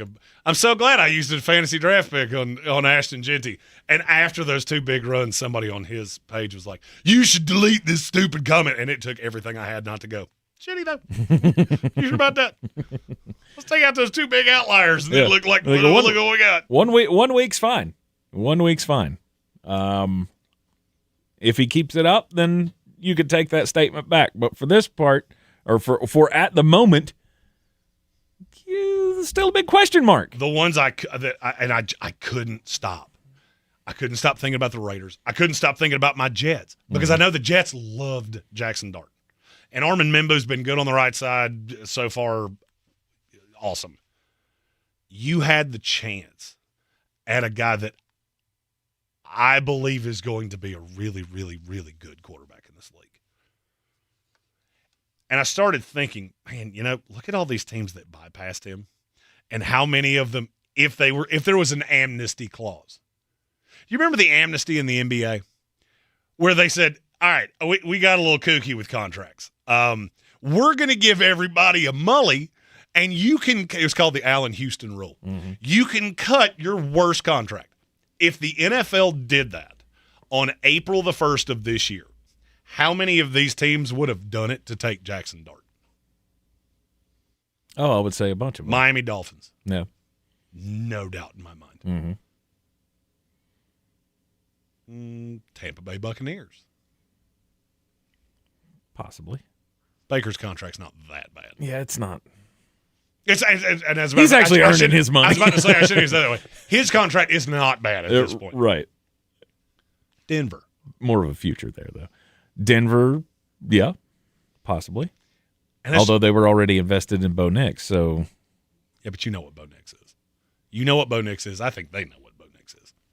Possibly. And I just kept going down the rabbit hole of this is why I try my best every time quarterbacks come up, whether it's Dak Prescott, whether it's Tua Tagovailoa, Jordan Love, Brock Purdy. Do you know what every quarterback that I just said has in common? They're all getting paid. Mm-hmm. They're all putting up numbers. Well, how could you possibly be mad at them when they're putting up numbers? It's not their numbers that I'm mad at. Look at the rest of the roster. Green Bay Packers, everybody talking about, oh, look how good their secondary is. Their secondary is awful. They let George Pickens, a kick returner, and 2 receivers that I forgot were in the league, bloody them in the second half. Mm-hmm. You go to Dallas. Dallas doesn't have a cornerback that I swear to you, I don't think they have one cornerback on the team that can play in the NFL. Deron Bland, maybe. Trayvon Diggs did you know he didn't even start last night? No. He didn't even start last night because he's so bad in the zone coverage that they play that they went, we're going to use you in some specialized sets, and he still somehow wound up with an interception. Wow. Which, by the way, Jordan, when you have a team tell you that, that should tell you when you see number 7, he's probably playing man. And he was. Every time. He was every time. He threw a pass right at Trayvon Diggs that I don't know if he thought it was – I don't know what he thought. Mm-hmm. I've watched it back 6 times, and I keep going, how'd you get there? I don't understand that one. But I look at all these teams, Miami that we'll see tonight. You're paying a quarterback that is not elite money. Right. And I know people say, oh, you beat that to death. Look at what happened last night. Jordan Love was not the problem. The problem is that when you're paying $50+ million to a quarterback that's worth $30, you're basically at a $20+ million disadvantage to the rest of the league. You also don't draft as well as some of these teams do. And so it gives you no margin for error. Last night, the Green Bay Packers and the Dallas Cowboys just traded shots at each other because neither one of them has really hit on defensive players. That's why Dallas was willing to give up one of them because I think they knew this defense isn't good with Micah or without him. It doesn't matter. Because we're going to have to acclimate to what Matt Eberflus wants to do. Green Bay hasn't been able to hit a pass rusher, so they had to overpay for Micah Parsons. And yes, it was an overpay. I hate to tell you that it was. Mm-hmm. I get why you did it, but 2 first-round picks and the highest contract in the history of the NFL for a non-quarterback, that was an overpay. And so you just go down this rabbit hole. And what I realized is all of you that have overpaid for quarterbacks, I'm not really worried about you. But you had Green Bay second in the power rankings because they were the second best-looking team. Would I put $1 on them to win a Super Bowl? No. No, I wouldn't. And it's funny. Miami atrophied in year 2 of the deal. San Francisco's atrophied in year 1 of the deal. Weird. As soon as that number, the cap number surges, San Francisco losing to Jacksonville at home. Love to say it wasn't predictable, except I screamed it from the loudest. I did everything short of jump on the chair and go, do it! Yeah. That's the heaviest bet I've had all year, was Jacksonville in the money line against San Francisco. Because it was so predictable. Because there's no momentum for San Francisco. Mm-hmm. There's no momentum after that Cleveland Brown loss. There's no momentum for Green Bay. When you don't have momentum, your deficiencies start to show. Is Miami the worst team in the NFL roster-wise? No. You know what they don't have? Hope. Because every player on that team looks at Tua Tagovailoa and goes, I don't believe in you. I don't believe you can lead us. I don't believe that we can win with you. They look at Mike McDaniel looks more like he's doing hardcore crimes by the week. No doubt. I don't know what it is. Eat a sandwich or something, brother. Do something. He's going to lose a tooth in a second, and we're all going to go, Knew it! God, did you see the scab? I knew it! It's just funny how a quarterback can take a very flawed Giants roster, and that roster is flawed. Think about Washington 1 year ago. Think about Houston 2 years ago. It's weird when you put a young quarterback on a cheap deal that comes in and shows an ability to lead. Jaxson Dart wasn't perfect yesterday. C.J. Stroud hasn't been perfect for the last 2 years. Jaden Daniels hasn't been perfect. He was good. Mm-hmm. It changes the whole franchise. Then watch what happens when you pay those mediocre quarterbacks. It's weird. It's almost like a slow drain. Like a drain with a hairball in it. Yep. You run the water, it fills up in the sink, and then you just watch it slowly drain out. Mm-hmm. It's just a theory I've been. You can't get around it. I mean, I've been working on this for 3 years, and I still don't have an appropriate way to say it other than the smell test. I would rather have a quarterback that I don't know the answer to than a quarterback that I know the answer is no. Mm-hmm. And I'll be honest with you. If you told me right now I could bet my house on Brock Purdy, Jordan Love, Tua Tagovailoa, Dak Prescott, Geno Smith, those 5 quarterbacks will never win a Super Bowl. I bet my house on it.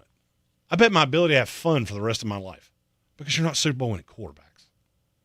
You're just not. But what about Jalen Hurts? Well, it took the best GM and the best roster in the league for you to win a Super Bowl. And I would have never said that about about Jalen solely because I know what he has in the front office. I know what you have in the front office too. And 2 + 5 doesn't equal 10. You're in the Sportsocracy, and this is an Overreaction Monday on ESPN Asheville. We'll be right back. Our 2025 iHeartRadio Music Festival, presented by Capital One. Streaming only on Hulu. Beginning Thursday. Jelly Roll! Hi, this is Ed Sheeran. LL Cool J! Brian Adams. Make some noise for Tate McRae. Hey, I'm Sammy Hagar. Mariah Carey. We have Room 5. Good evening. Hey, this is John Fogerty. Tim McGraw. And so much more. See it all at our 2025 iHeartRadio Music Festival, presented by Capital One. Streaming only on Hulu. Beginning Thursday. So, you got mystery stains on your carpets? Call Zero Res. Right now, clean more, save more, and save up to $30. Mention ESPN Asheville to secure this deal today. Schedule online at ZeroResAsheville.com. That's ZeroResAsheville.com. This isn't just a game, it's a once-in-a-generation event. The Harlem Globetrotters 100-year tour.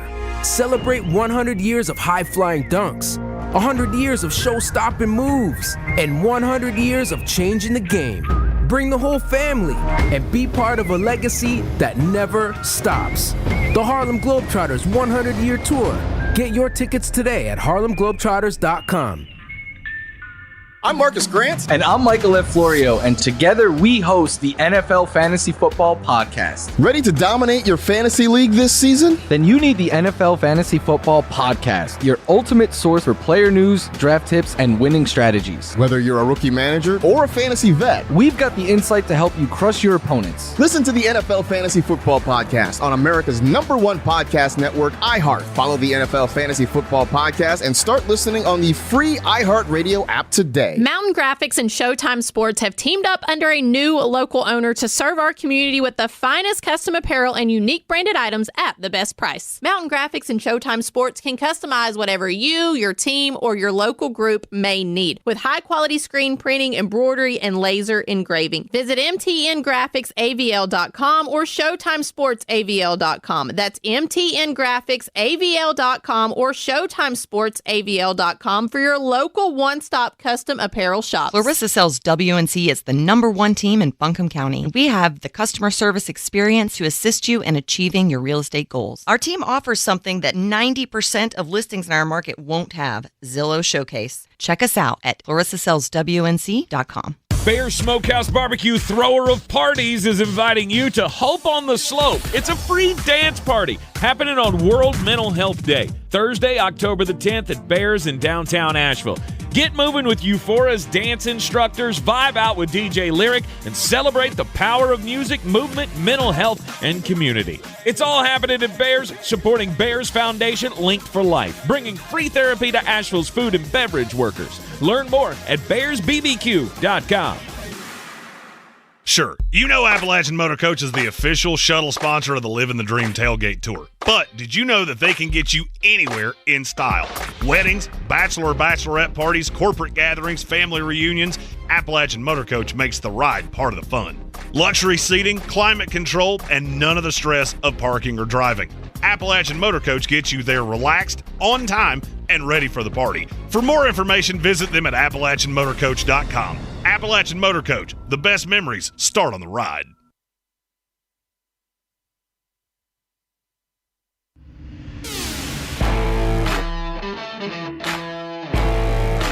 The Sportsocracy. You were just dumber than a bag of hammers.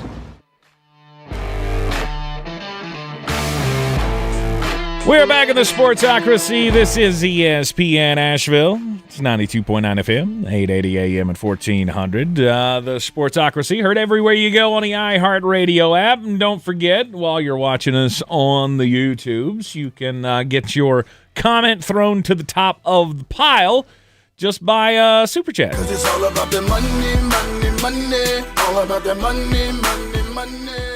And we've got one from Sir Jimothy. He says, just got here. LMAO. How do you tie with Dallas? Dallas's D is as strong as wet single-ply toilet paper. All the excrement gets through. Falafel Jerry, Napier, Philadelphia, and football. Thanks for weighing in, Jimothy. I'm actually shocked he didn't add an extra one there. Micah is not a part of the Dallas Cowboys. I've been doing that for 5 days. Like every time I heard Jerry's voice, I went, cool, that's all. That will be all I do for the next hour. Talk about the Dallas Cowboys. The Dallas Cowboys and the Green Bay Packers tied at 40 yesterday. Can we please do away with the tie? Yes, no doubt. Can we? I mean, I don't know what it takes. I get that we don't want to play like 2 overtimes and 3 overtimes and all of that, but damn it, I mean, if we get to the end of the first 10-minute period, which I mean, I don't like Mike Florio, but he did have a good idea this morning, I thought. Oh God, I already hate where this is going. Can we please not go back to 15 minutes? I mean, because it gets pretty difficult when the first team has the ball and they go on a 6-minute drive, and then you got 4 minutes to do whatever. Like it. That's a simple solution, right? And the 15 minutes he was explaining in his article that the 15 minutes we changed it from 15 to 10 when all of the stuff was kicking up about player safety and stuff. The Buccaneers were the impetus of this. Of course you were. The Buccaneers played a Sunday night game. We ended up going to 2 overtimes. We played like 73 minutes or something, and then had to play on Thursday.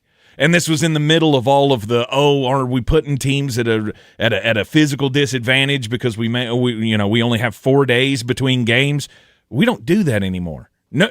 That has become such a normal process of the NFL that now it's just looked at as, well, who cares? You played on Sunday, you'll be ready to play on Thursday. Let's add back the 15 minutes and give them a little bit more time to decide these things. And look, if you're not going to do that, then I want to go to sudden death. You play the extra 10 minutes, and then we go sudden death. I don't want. I can deal with that. I don't really want sudden death. I want you to have to make a stop. That's my problem. Is that games like last night are why I hate sudden death, because whoever has the ball last is who's going to win. And all right, 15 minutes. What happens? Dallas gets the ball back. They go down and score because Green Bay couldn't stop them. Maybe so. I want you to have to make a stop. And I heard Dan Patrick this morning. They were talking about, well, we should do this thing where the kicker, whichever kicker thinks he can kick one the longest, we'll give him a shot. Stop that. I don't want to leave this up to kickers. No. All right, this is the lowest paid guy on the roster. That's not who I want deciding these games. I never thought I would say this. I really didn't. Because I hate college overtime. I think they've about got it figured out, though. Mm-hmm. Not the from the 25. The from the 25 is stupid. Combine the two. It's just like the NFL overtime. You get 15 minutes. If at the end of 15 minutes, we go 2-point shootout. You throw your best 2-point play with your best players. I got my defense with a chance to stop you, and then we flip. Mm-hmm. And I'm fine with that. I'm down. I'm down with it. After the 10-minute period. Yeah, you don't want to play another period. I get it. You don't want to ask guys to play 80, 90 minutes of football. I understand. You don't want to ask guys to play 70, 80, 90 snaps. I get that. Still tied after the extra 10 minutes, then we go to 2-point conversions. I'm good with going to 2-point conversions after 10 minutes because I know the Players Association is going to buck back. At the Most idea of definitely. kicking that up.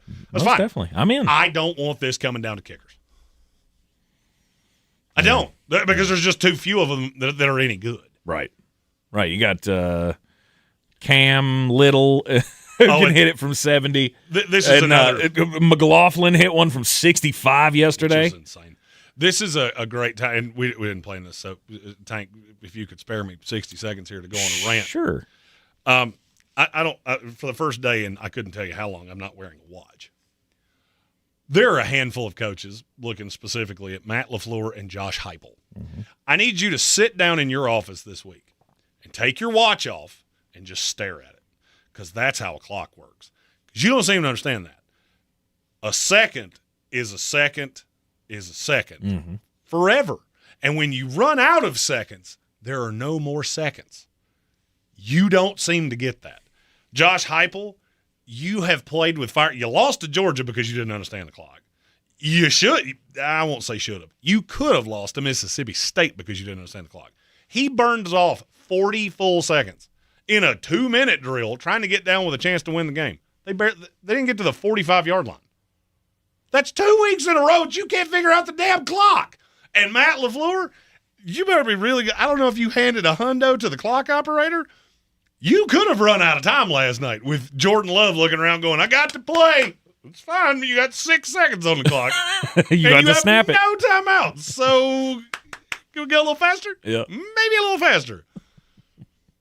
You've had 70 minutes. You're choosing a very strange time to take your time. There is nothing that drives me battier than bad clock management. And I see it all the time. Kyle Shanahan did it yesterday, calling a timeout at the wrong time against Jacksonville. None of this is hard. If you can't figure it out, put it on the call sheet. Almost all of them, and I don't know if they still do, but I know they did it one time, had the little cheat sheet chart of when to go for 2.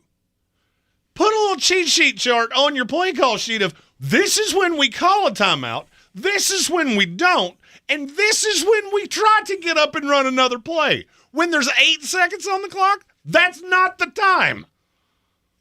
You're in the Sportsocracy. This is ESPN Asheville, 92.9 FM, 880 AM at 1400. Overreaction Monday rolls on. ESPN Asheville, your mountain weather forecast. Rolling into our Monday afternoon with just a passing shower, otherwise partial sunshine around, actually pretty dry and pretty pleasant. 77. Tonight, a few showers, maybe a thunderstorm. 60. Tomorrow, still a passing shower, maybe a thunderstorm. Probably some fog early, 75. Wednesday, some fog in the morning, then developing sunshine, 78. Cooler and sunny for late week with highs in the low 70s. From the Weather Channel, I'm meteorologist Ray Stidgen. This report sponsored by the experts at Howard Hanna Beverly Hanks Real Estate, the real estate leader in Western North Carolina. Howard Hanna Beverly Hanks Real Estate is not like other real estate companies. They're built differently. As the #1 family-owned real estate company in the U.S., proven expertise and personalized service delivers results. Let them show you how at Howard Hanna Beverly Hanks. Looking for something new? Try fencing, the Olympic and Paralympic sport that mixes speed, strategy, and fun. It's like chess meets cardio. Quick feet, quick decisions, and a satisfying beat when you score a point. Kids, teens, and adults can start anytime. No experience needed, and many clubs have loaner gear. Coaches teach fundamentals and safety from day one. Find a beginner class near you at usafencing.org/tryfencing. That's usafencing.org/tryfencing. You know that thing called AI? Supposed to make the workplace super efficient? Well, there's something better. DI, Delicious Intelligence. It's tech that helps make work efficient and yummy. Leading the DI revolution, EasyCater, a workplace food platform that connects you to tons of favorite restaurants with tools to save time and stay on budget. Need tacos for $20? Falafel for $40? A variety of vegan breakfast sandwiches? Now that's a tasty prompt. Join the DI revolution. Order now at EasyCater.com. Connected to the things you love. The free iHeartRadio app does that with live radio, 24/7 news, live sports, and your favorite podcasts. There's no catch and no charge. Radio, your way. Join the millions who already have it. The free iHeartRadio app. The #1 app for radio. ESPN Asheville, broadcasting from the Ingalls studio at Radio Ranch. Log on to ESPNAVL.com and make us your #1 preset on the iHeartRadio app. ESPN Asheville, #1 for sports coverage in the mountains. Sometimes it's the little victories that mean the most. Those everyday celebrations that bring a smile to our faces and joy to our hearts. At Ingalls, we know there's no one you'd rather share those miniature, memorable moments with than family. Ingalls, all the ingredients for family. Selling your home? Don't settle for average. Our real estate team at Clarissa Sells WNC and eXp Realty offers Zillow Showcase, an exclusive AI-powered listing experience available to just the top 10% of all listings in our area. With immersive media, cutting-edge design, and elevated marketing, Showcase listings, they go pending quicker and sell for up to $9,000 more than standard listings. Ready to stand out in a crowded market? Give our team a call today, 828-774-6343, because your home deserves the spotlight. This is J.W. Whitley, General Manager at Parks Ford of Hendersonville. Our value of commitment. Committed to you as our customers and the community that we serve. To do better, be better every day. That's the Parks Promise. Experience the Parks Promise today at parksfordhendersonville.com. On the weird scale, there's Vegas, there's Florida, and there's Asheville. Let's get weird, Asheville. It is ESPN Asheville. Welcome back into the Ingalls studio. And, Jeremy, there have been a lot of discussions over the word censorship in America over the last several weeks. Falafel! Yep. Oh, sorry. I hear censorship. It just makes me want to say it. I figured out a way around it. There is a we have a lot of freedom here to say and do a lot of things that may or may not be good for the populace, but there's nobody minding the store, so to speak. There's no one really slapping the hand of telling you what you can and cannot say, for the most part.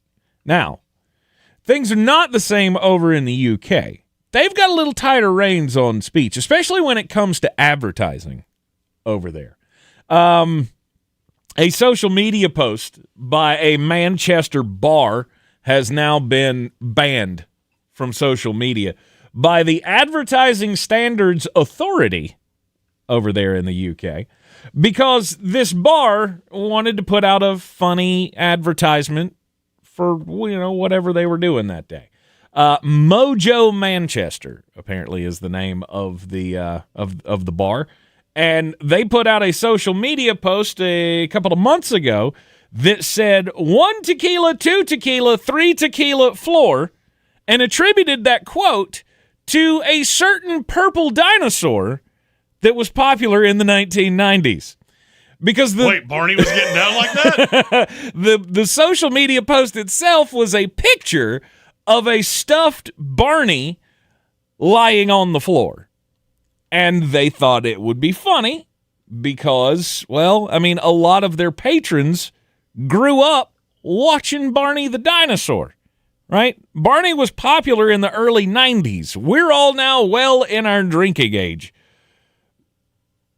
And so you could see the connection that they made. However, the Advertising Standards Authority has come out and said you cannot do any more posts of that nature, plus you have to take that one down from your meta page because it could encourage children to drink excessively. Is any child influenced by Barney the dinosaur right now? I have no also, idea. have you seen Barney lately? Because Barney looks like he and Mike McDaniel been homies for a minute.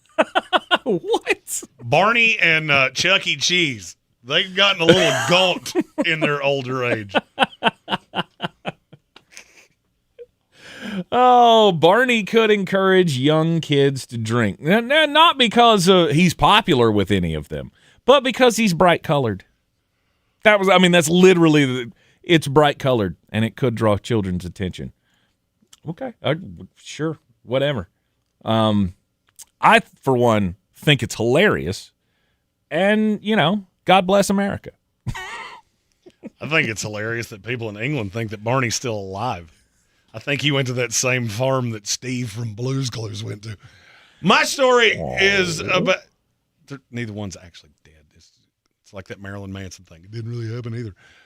My story is about Amon-Ra St. Brown, and I think I have figured out what it is about Amon-Ra that I loved so much when he was coming out of USC. Okay. Got that dog in him. Mm-hmm. It's not just he's a great player. Mm-hmm. It's that he, like I, believes sleep is optional. What time did the Lions play yesterday? Was that a noon game? That was it was a one game. One game. Noon in the Central, one. Right, here. whatever. What time was Amon-Ra St. Brown spotted in an NBA 2K forum on Sunday morning? 5 a.m. 4:30. You're close.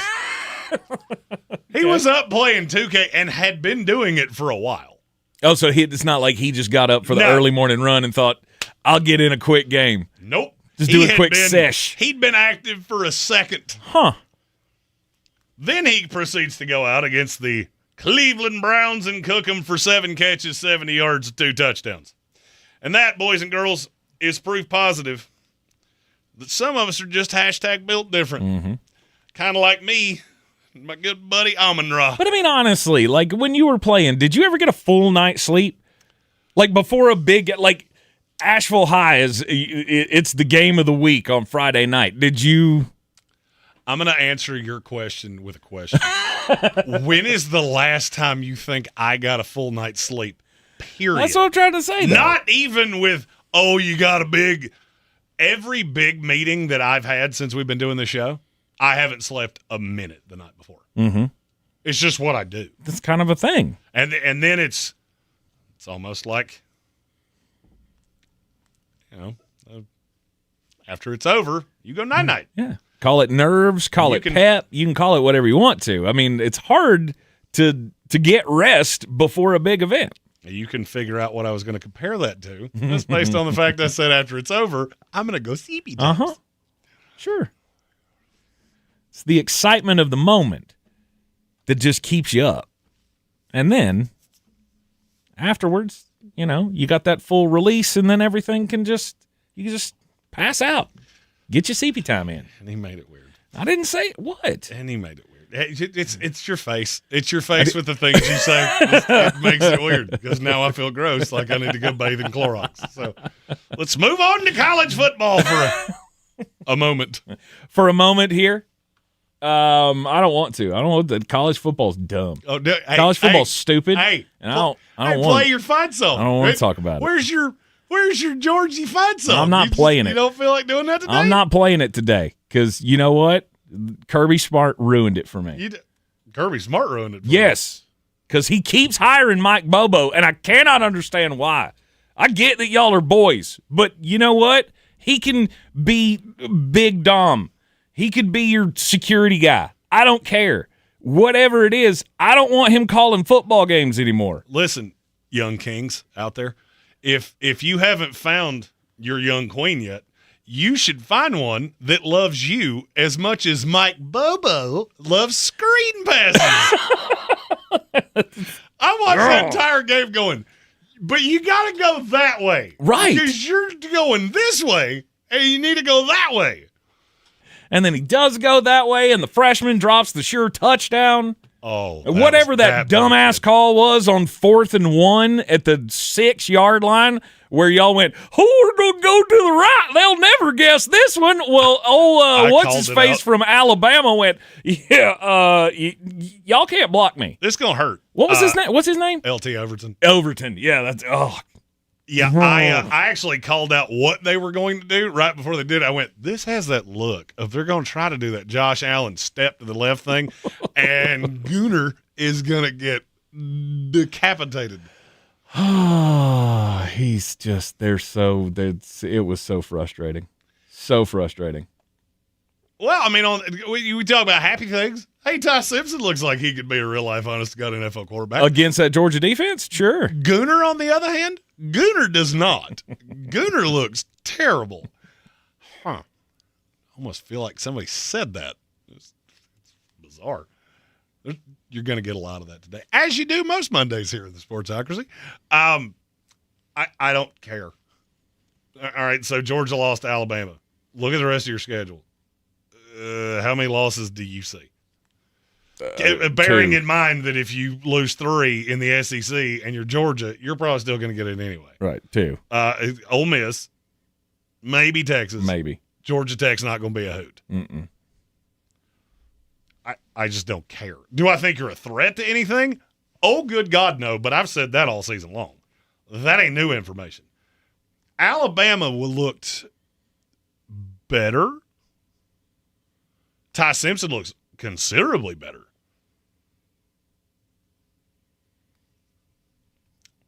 Their schedule makes me a little more nervous. Because you still have to play Vanderbilt, which is where College game day is going this week.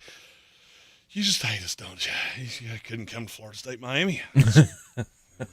Go watch Diego Pavia and his somewhat hot mom. Okay. That's the game you want to go to. Don't think it's going to go the way you want it to, but sure.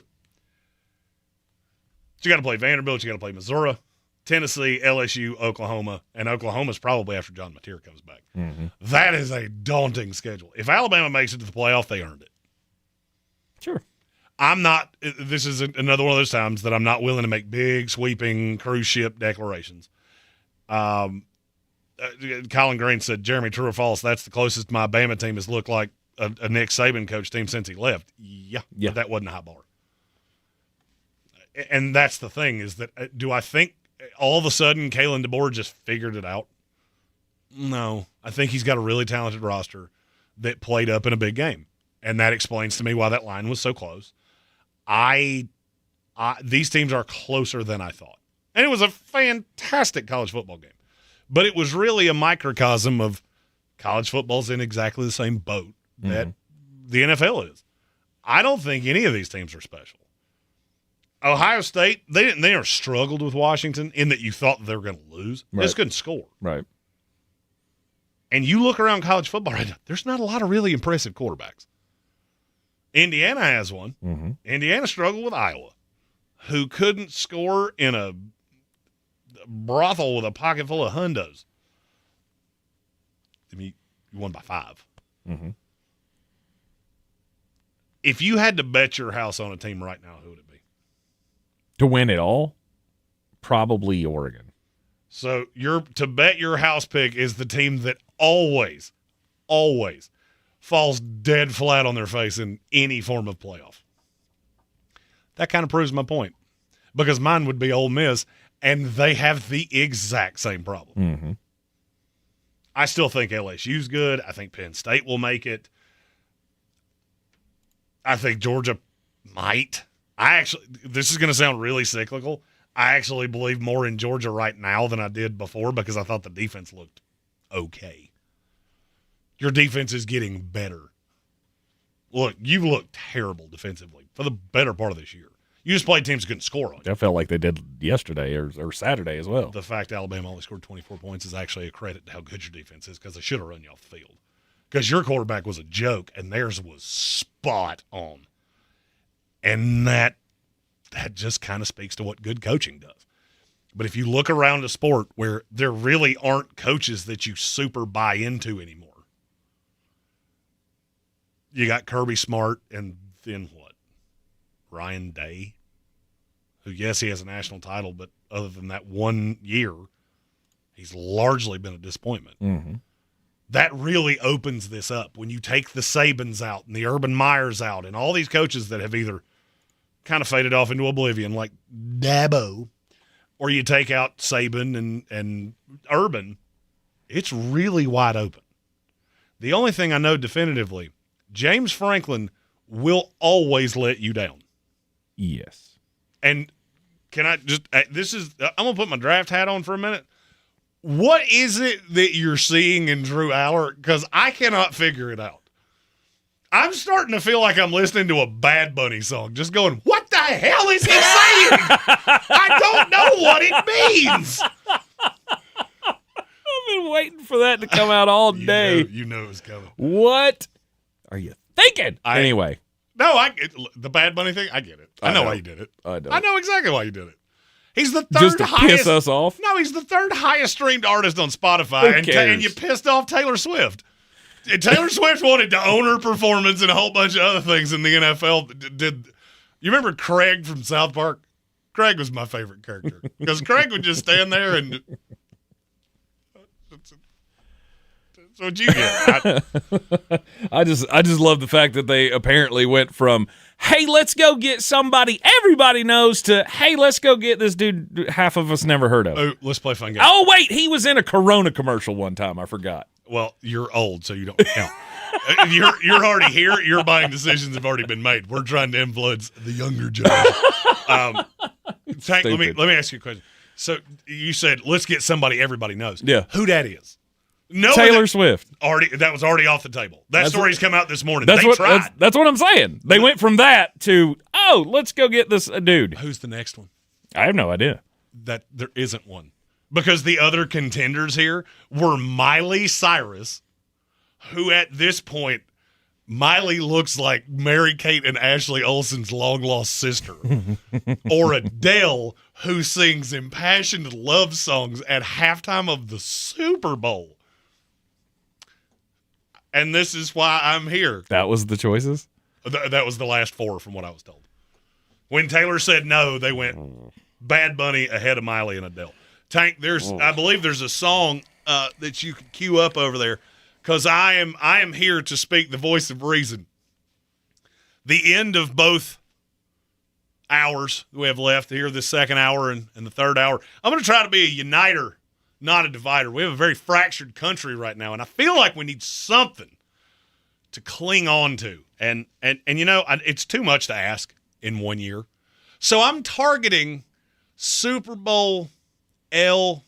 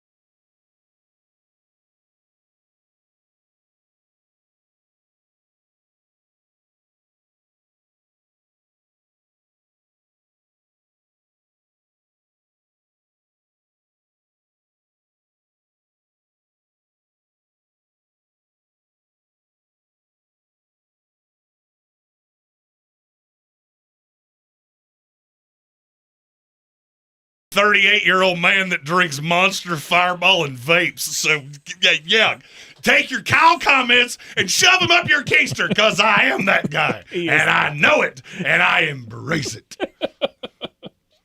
I mean, let's be honest. I think we can all agree that would be better than Bad Bunny. We can't all agree on that, but I think most of us would agree solely on I don't know who Bad Bunny is. I never thought we would have a day where the Super Bowl halftime show would be a guy that I know as the caddy from Happy Gilmore, a professional wrestler, and I think he raps. That was the order I went in. Ain't that the guy that was at SummerSlam? And did he play the caddy for Happy Gilmore? Yes, the new did. one. Oh, okay. I was like, that was not Will Zalatoris. That was No, he was the caddy in Happy Gilmore too, and he's been in WWE for a while. Yeah. Jackass said we need to bring other demographics. Super Bowl watchers. See, I don't agree because we all watch the Super Bowl. 150 million people in the United States, which is a country with 380 million people, watch the Super Bowl. Yep. Okay, we got it. We got you. We don't need to bring in new audiences. You know what we need to? You know what we need to do? Find something that we can all look to the future and go, I can get behind this because they can take me higher. Mm-hmm. That they can. To a place where blind men see. Jack says the same reason they're trying to go international. I don't care. I'm just throwing it out there. As a red-blooded American male, I could give a flip about what the NFL wants to do internationally. You're cute with all these little games and stuff, but the moment you bring in somebody who don't speak English to the Super Bowl, I really will mute the television because I can't do it. Holy Lord. If you looked at the screen right now and went, one of these two is about to sound like Jethro Bodine, I swear to God you would have thought it was me. That is insanity. They have us. I don't This care. is all marketing. I'm not surprised by this at all. Oh. And I'll be honest with you, if you told me it was this or Miley Cyrus, that one's not even close. No and doubt. I couldn't tell you a song this dude's ever done before. No doubt about it. No doubt about I it. don't know a song he's ever done, and I'll take Bad Bunny. I'll take what I don't know over what I know is terrible. Yeah. And most music is bad. Jack, it's not geared to you, man. I get it. I mean, But it's not geared to us. But We're it's already here. Dumb. That's what you got to understand. And maybe it's I am a marketing guy. It is to a point you're trying to rope in an audience that you don't have. Well, here's the thing. And Taylor Swift, you learned this the hard way. You overplayed your hand. Mm-hmm. You overplayed your hand. We don't need you. The NFL could decide that Chuck E. Cheese and Barney the Dinosaur were going to be the halftime show, and guess what? You'd still watch it. Oh, I'm going to turn my TV off. I've been to no less than 20 Super Bowl parties in my life. Never once have I ever seen anybody go, nope, not doing it. Not one single time. It doesn't matter. I did love last night, though, that NBC was like, the big announcement's coming up. And then DraftKings went, beat you to it. We did it first. And then Ian Rappaport did it. And then Adam Schefter did it. And NBC was like, our big reveal. Oh, but we all already know. See, we have this thing. It's called Twitter. You should learn it. It's awesome because it tells you stuff before you're posting it. Bad Bunny. Wow. I thought last year's couldn't get any worse. And here they go. NFL just topping themselves one again. Joshua Pennick said, guys, you're showing your age. I'm not because I agreed with it. Because I'm looking at the other options going, oh, this is like voting for president. It's which one of these diapers smells worse. And none of them are good. Mm-hmm. So, yeah, I actually like the beats of this guy. I don't know what he's saying, but let's be real honest. 9 times out of 10, I don't know what anybody's saying. Because I'm old and I'm deaf. You're in the Sportsocracy. This is ESPN Asheville. ESPN Asheville. Your mountain weather forecast. Rolling into our Monday afternoon with just a passing shower, otherwise partial sunshine around. Actually pretty dry and pretty pleasant. 77. Tonight a few showers, maybe a thunderstorm. 60. Tomorrow still a passing shower, maybe a thunderstorm. Probably some fog early, 75. Wednesday, some fog in the morning, then developing sunshine, 78. Cooler and sunny for late week with highs in the low 70s. From the Weather Channel, I'm meteorologist Ray Stidgick. This report is sponsored by the Harlem Globetrotters. This isn't just a game. It's a once-in-a-generation event. The Harlem Globetrotters 100-year tour. Come be a part of a legacy that never stops. Be there when history is made. The Harlem Globetrotters 100-year tour. Get your tickets today at HarlemGlobetrotters.com. This is what it sounds like to win $1,000 in bonus bucks. Oh my God, thank you. Get ready for it to happen to you. Are you freaking kidding me right now? Every weekday. Awesome. Explore a career as a correctional officer. NC Department of Adult Correction is hiring with state benefits and paid vacation. Becoming a correctional officer can be a rewarding first step along a public safety career. Visit dac.nc.gov/cojobs. It's the gaming event of the year, featuring T-Pain's Nappy Boy Grizzlies versus Neo's Gentleman's Gaming. It's a 4v4 matchup featuring Call of Duty, Tetris, Trackmania, Tony Hawk Pro Skater 3+4, and Tekken 8. Season 0 of the Global Gaming League is live streaming on YouTube and Twitch. Head over to globalgamingleague.com. Still a year later, I see a lot of roofs with tarps. Do you have a neighbor that needs a new roof but can't afford to get one? ESPN Asheville and Balkan Roofing would love to help. Tell us about the homeowner in need and why they deserve to have a brand new roof for free. You can nominate them now at espnavl.com. And one homeowner will be selected to have a brand new roof professionally installed by Balkan Roofing for free.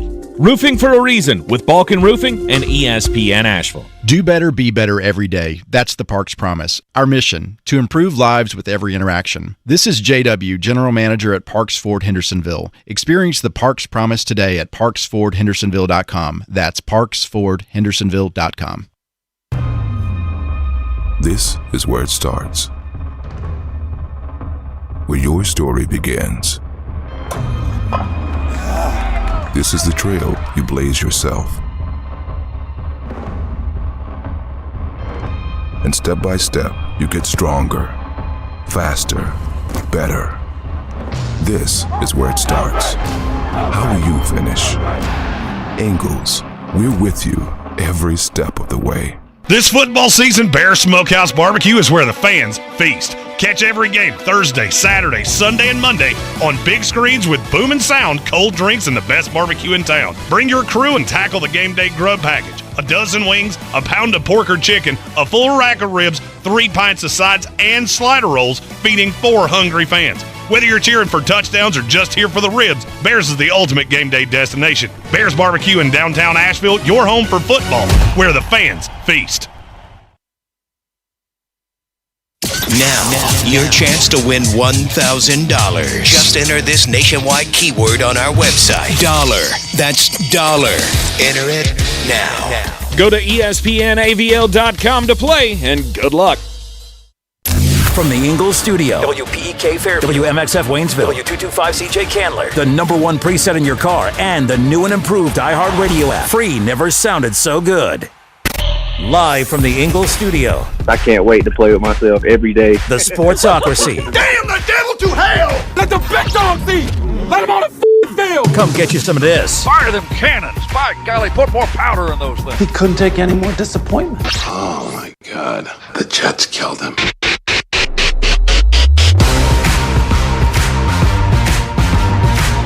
We are back at the Sportsocracy, and it is ESPN Asheville, 92.9 FM, 880 AM, and 1400. Sportsocracy heard everywhere you go on iHeartRadio app. Seen everywhere on YouTube. Just go to thesportsocracy.com, click that live video link. Subscribe to the channel so you can join us in the chat. So we've learned a lot of things today. Tank's more of a West Virginia man, apparently, than I am. A lot of people in our audience don't know or like the Mean Rabbit. No. And it's really fun to talk like Jerry Jones, especially when you start everything with Micah. Not a member of the Dallas Cowboys. The only time I've ever seen that guy is in that Snoop Dogg commercial. And I had to Google it. Who the hell is the guy in the Snoop Dogg Corona commercial? One of the funniest things, one of the funniest memes I've seen so far was from NFL Memes, and it said 50 million computers in America right now. Who the hell is Bad Bunny? Right. Which, again, doesn't make me understand. Like, how does he? They're not targeting you. Good Lord. It's the same reason we have to wake up at 9:30 in the morning to start football. It's the same reason 20 million people had Jalen Warren in their lineup this week and got boo-boo kittied. Because they're looking for growth opportunities. Speaking of which, we're looking for growth opportunities. It's called Stock Up, Stock Down. Oh, dear Lord. And I'm taking the first pick. All right.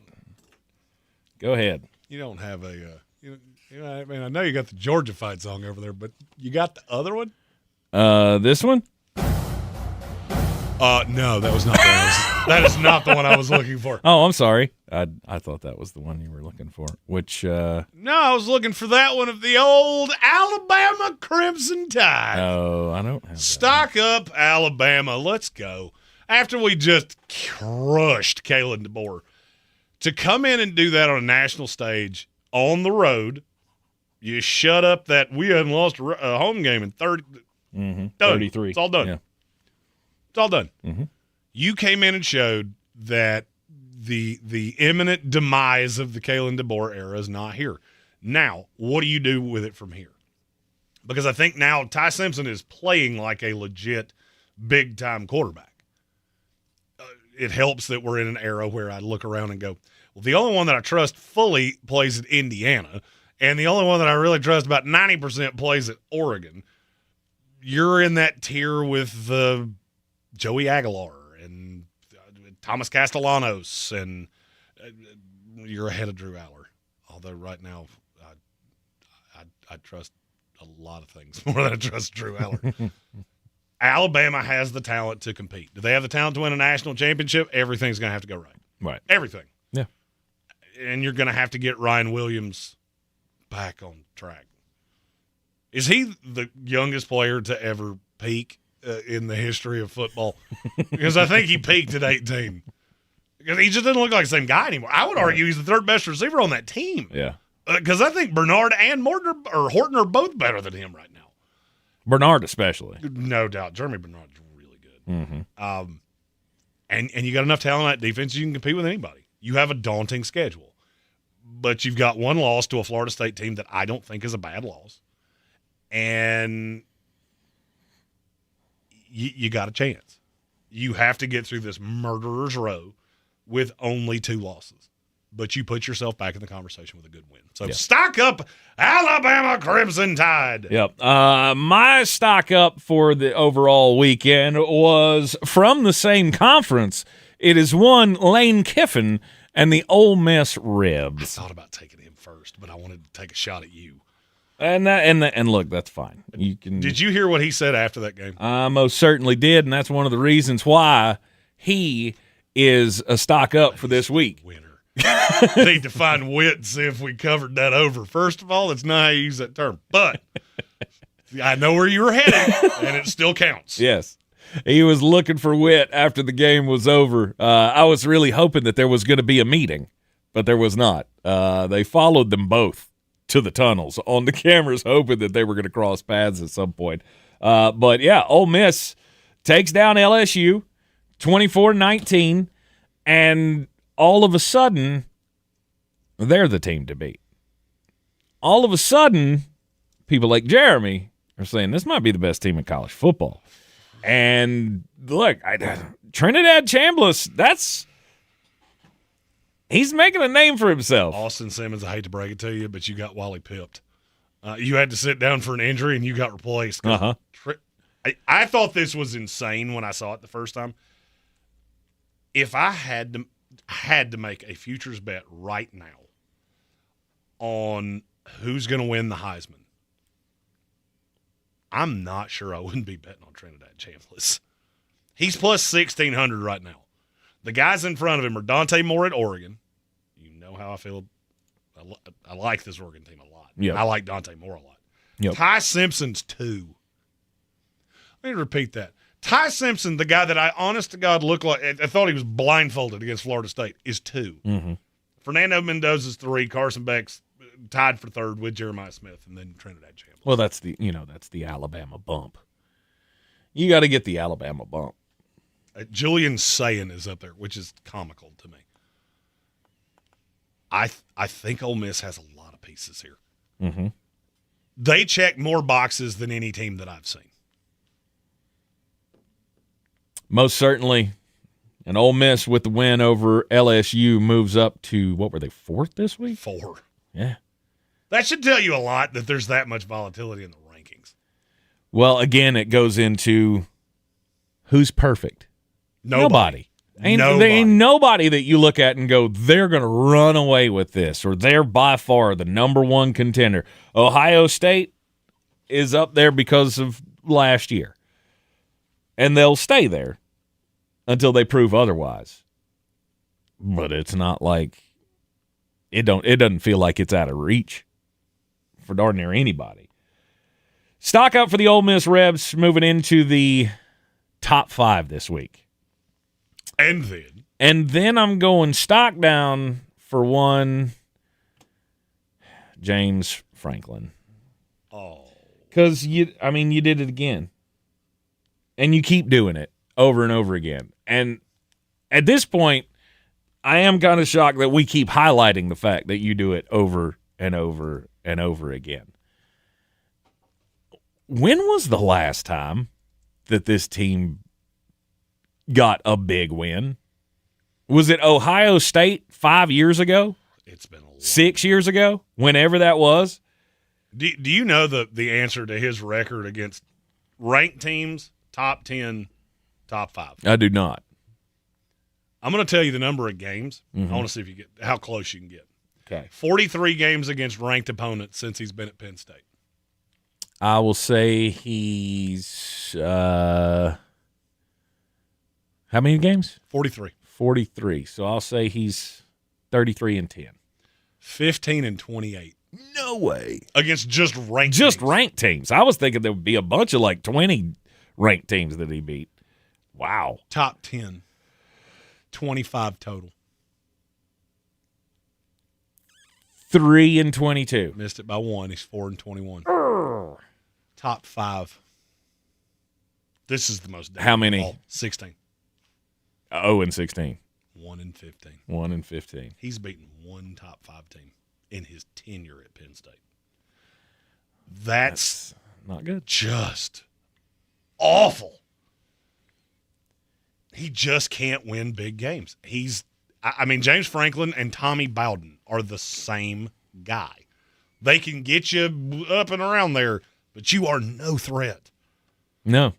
Not when you go head-to-head with these teams. And the craziest you can part have the same record as them. That's the funny thing. And the crazy part is that he has an offensive and defensive coordinator that are being talked about as head coaches, and he still can't do it. Mm-hmm. You watch Penn State, and it looks different. They recruit edge rushers and linebackers really well. They do corners pretty well. Receivers, not so much. Mm-hmm. Quarterbacks, not so much. And then they've got good running backs. James Franklin would have been a great coach in 1984.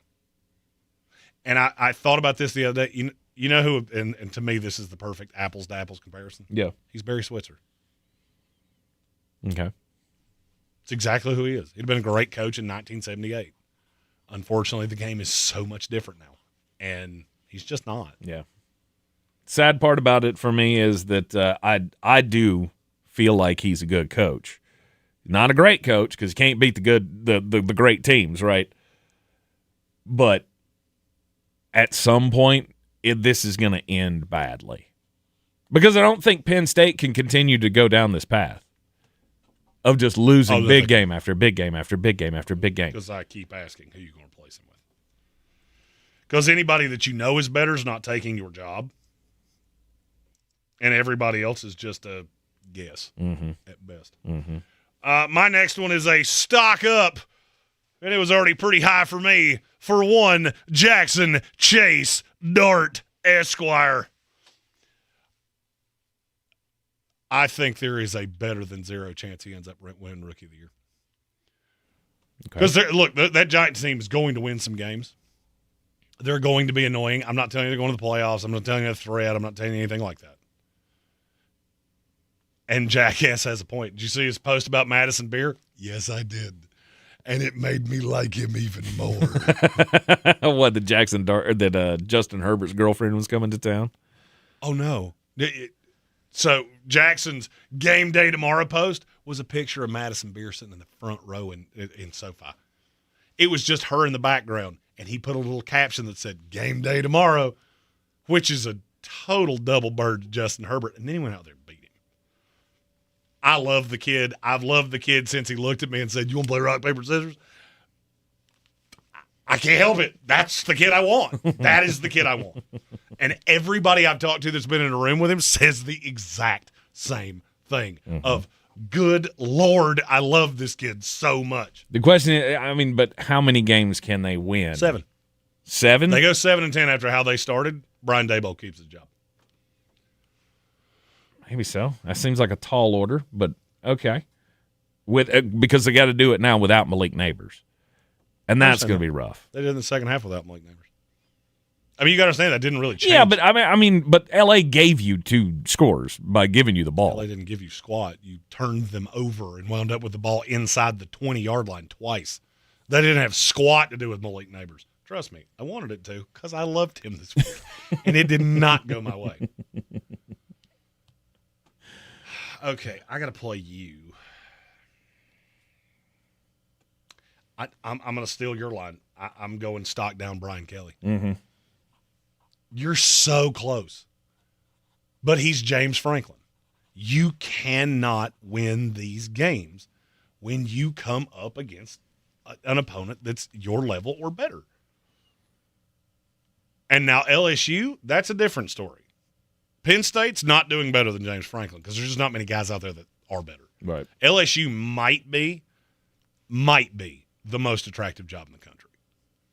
If it's not Ohio State and it's not, I won't say it's Alabama because they don't have that kind of money. If it's not Texas, and I don't think it is, God, this is a daily draft for another day of most attractive jobs in college football. Make a note of that. Okay. I want to do, just because I'm curious where your brain's at, because I think LSU would be my one. Because you have the mixture of you're in a recruit-heavy area, you have the money, you're in the SEC, you got all of the things. And Andreas Pinckney said, just get rid of Kelly and Nuss now. I don't think Nussmeier's really the problem. I think this is an offensive schematic issue with Brian Kelly. Mm-hmm. I've always thought it. He out-schemed guys when he was at Cincinnati, to a point when he was at Notre Dame, definitely in the older times when he was at lower levels of college football, and now he comes up against guys that can scheme the same way as him, and he doesn't look as smart as he used to.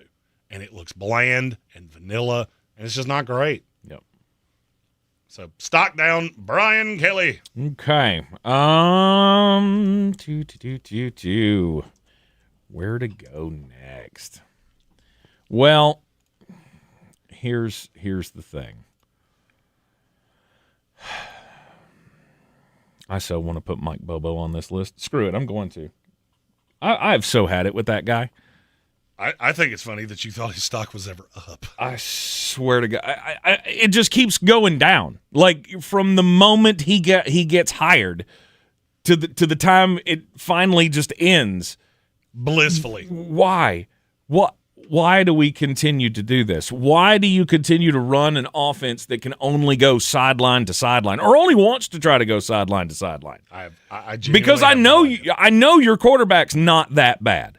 Jeremy likes to make fun of Gunnar Stockton. He's bad. He is not that bad. As a guy that's evaluated quarterbacks for 15 years, he's terrible. No, I mean, you think I'm being funny. I do. I said all of this about Stetson Bennett. You tried to defend him. This kid's so far away from an actual honest-to-God prospect. His processes are terrible. Mm-hmm. Now, you can put that on Mike Bobo if you want to. I don't really care. How you get to the finish line, I don't care. Gunnar Stockton's not a top 50 quarterback in this country right now. And I get it. You're biased and all that. I'm telling you from a straight analytical standpoint, I tried to tell you this in the offseason. Mm-hmm. I've tried to tell you this all year long. He is freaking terrible.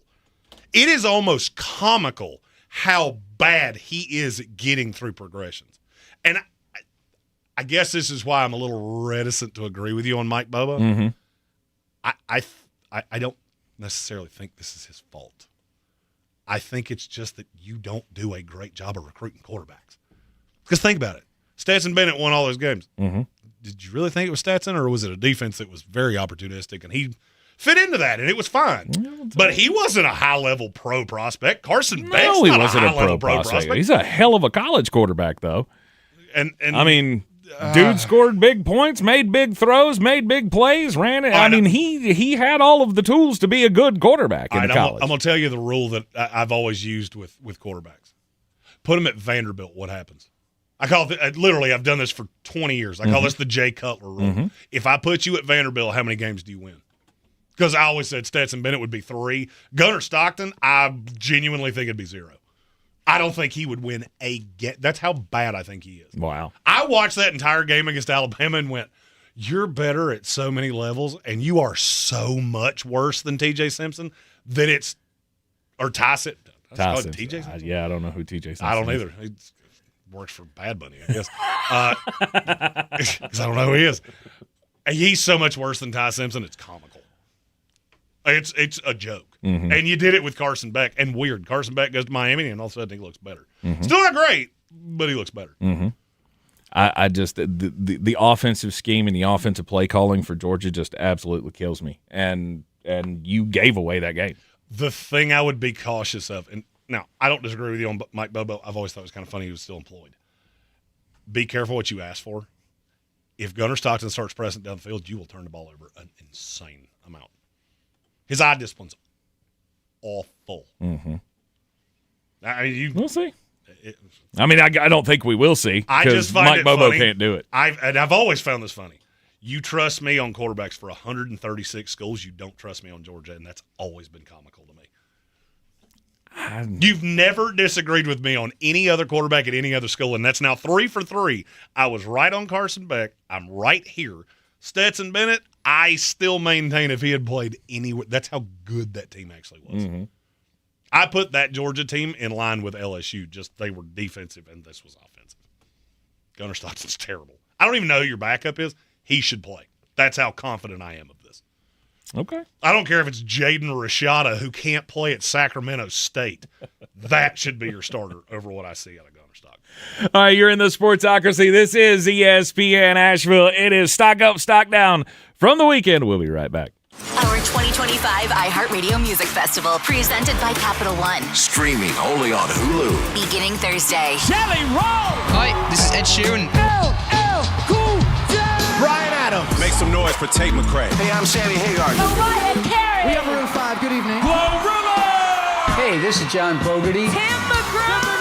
And so much more. See it all at our 2025 iHeartRadio Music Festival, presented by Capital One. Streaming only on Hulu. Beginning Thursday. Big news, Asheville. Clover CBD has opened a brand new dispensary at 8 Weaverville Road in Woodfin. Clover CBD is locally owned, community focused, and dedicated to providing premium hemp products at affordable prices. And here's the best part. Radio listeners get 20% off one in-store purchase, plus a free gift when you mention this ad. Offer valid once per customer through the end of October. Stop by their new Woodfin location today or visit clovercbd.com to learn more. That's clovercbd.com. This isn't just a game, it's a once-in-a-generation event. The Harlem Globetrotters 100-year tour. Celebrate 100 years of high-flying dunks, 100 years of show-stopping moves, and 100 years of changing the game. Bring the whole family and be part of a legacy that never stops. The Harlem Globetrotters 100-year tour. Get your tickets today at harlemglobetrotters.com. Fall is sports season, and iHeartRadio has it all. The NFL. Touchdown, Green Bay Packers. MLB playoffs. It is gone! College football, the NHL, and NBA preseason moves are underway. From scores and reactions to interviews and hot takes, it's all at your fingertips on the iHeartRadio app. Appreciate you taking my call, guys. Lock in with your favorite teams with play-by-play, podcasts, and local stations where you can react and join the conversation. Sports on iHeartRadio, where fans live it. Sometimes it's the little victories that mean the most. Those everyday celebrations that bring a smile to our faces and joy to our hearts. At Ingalls, we know there's no one you'd rather share those miniature memorable moments with than family. Ingalls, all the ingredients for family. This is J.W. Whitley, General Manager at Parks Ford of Hendersonville. Our value of commitment. Committed to you as our customers and the community that we serve. To do better, be better every day. That's the Parks Promise. Experience the Parks Promise today at parksfordhendersonville.com. Clarissa sells WNC as the #1 team in Buncombe County. We have the customer service experience to assist you in achieving your real estate goals. Our team offers something that 90% of listings in our market won't have, Zillow Showcase. Check us out at clarissasellswnc.com. This season, the Eagles Living the Dream Tour rides again, and this time we ride together. Thanks to fine partners like clarissasellswnc.com, the Sportsocracy has teamed up with Appalachian Motor Coach to ride with you in style to some of the best games around. Click on Living the Dream 2, TOO.com, to see the schedule and pick your destination. You buy the ticket, we'll get you to the game. No worries about parking, and we have the food and drinks covered as well, with a special thanks to Bear Smokehouse Barbecue and Cultivated Cocktails. Live the dream with us. Living the Dream 2, TOO.com.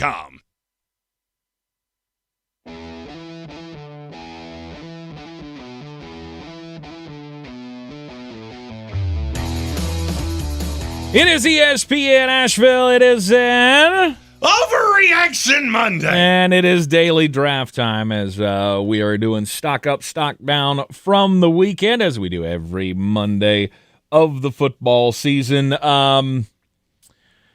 My next selection. I can't wait to see where you go here. This is the top 5 has gone exactly how I thought it would. And now mine goes into chaos. So I want to see if yours does too. Yours goes into chaos? Okay. No, I'm going to go ahead and pick one that I know Jeremy doesn't have on his board. It's a stock up for the Kansas City Chiefs because that offense looked good. You looked like Super Bowl winning Kansas City against the Baltimore Ravens. Now, the Ravens played into that. Most definitely. There's issues with that defense. It's a problem, and they got time to fix it. We're not bailing water on the Baltimore Ravens, but I feel like every Kansas City Chiefs fan could look at this week and go, that's what we're talking about. That's what we've been waiting on. Xavier Worthy comes back in. He's a solid target. You still got to figure out how to run the ball at some point. Maybe it is Xavier. Maybe you just put Xavier back there all the time and just let him run the ball. He will not seek contact, I promise you. Do not seek the contact. No, he does not. He is not Cam Scadaboo. That's putting it mildly. But, I mean, that was a good week. It was a good week and a good building block to move forward on your season because you had to have it. You could not fall to 1-3 staring down the gauntlet of the schedule that you have coming up. We got the Jaguars next week. They just beat the San Francisco 49ers, and they're 3-1. Then we get the Detroit Lions, who could hang half 100 on us if we're not careful. The Bills are coming up. That's not going to be a fun road trip. The Broncos and the Colts, the Commanders, if they can get right, they'll be. It's just you had to have this one. Baltimore could afford the loss. They got plenty of games coming up that they can win. Chiefs, they got a tougher road to hoe. I'm going to do something that I've never done in the history of the daily draft. Okay. I'm going to make both my picks at the same time. That is not something that I've done that before. Mm-hmm. I've never done this, though. Mm-hmm. Stock up, Philadelphia Eagles. Stock down, Philadelphia Eagles. What exactly would you say that was? For one half, I was completely prepared to go. I was queuing up the band, play the fight song of I tried to tell you they were going to come in here and mush your face. Mm-hmm. And they did. And they did. For a half. And then what happened? I want to hear you as a Bucs fan and somebody whose football knowledge I respect. I want you to tell me what you saw, knowing damn well that you watched every second of it. What I saw was they started giving up the big play, and they lost track of Bucky on that big sideline play for the touchdown, and you You flirted as much as you possibly could with a loss.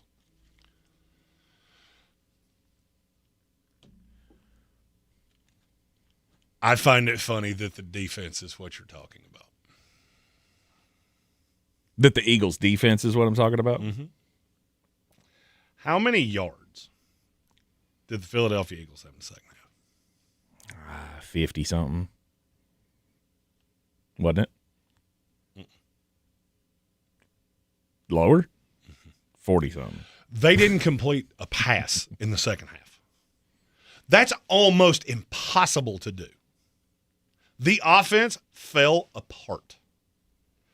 And now I'm looking at Kevin Petula going, what exactly are you doing? Like, it's hard to explain when you have A.J. Brown and Devontae Smith, even Jahan Dotson. I'll throw him into that.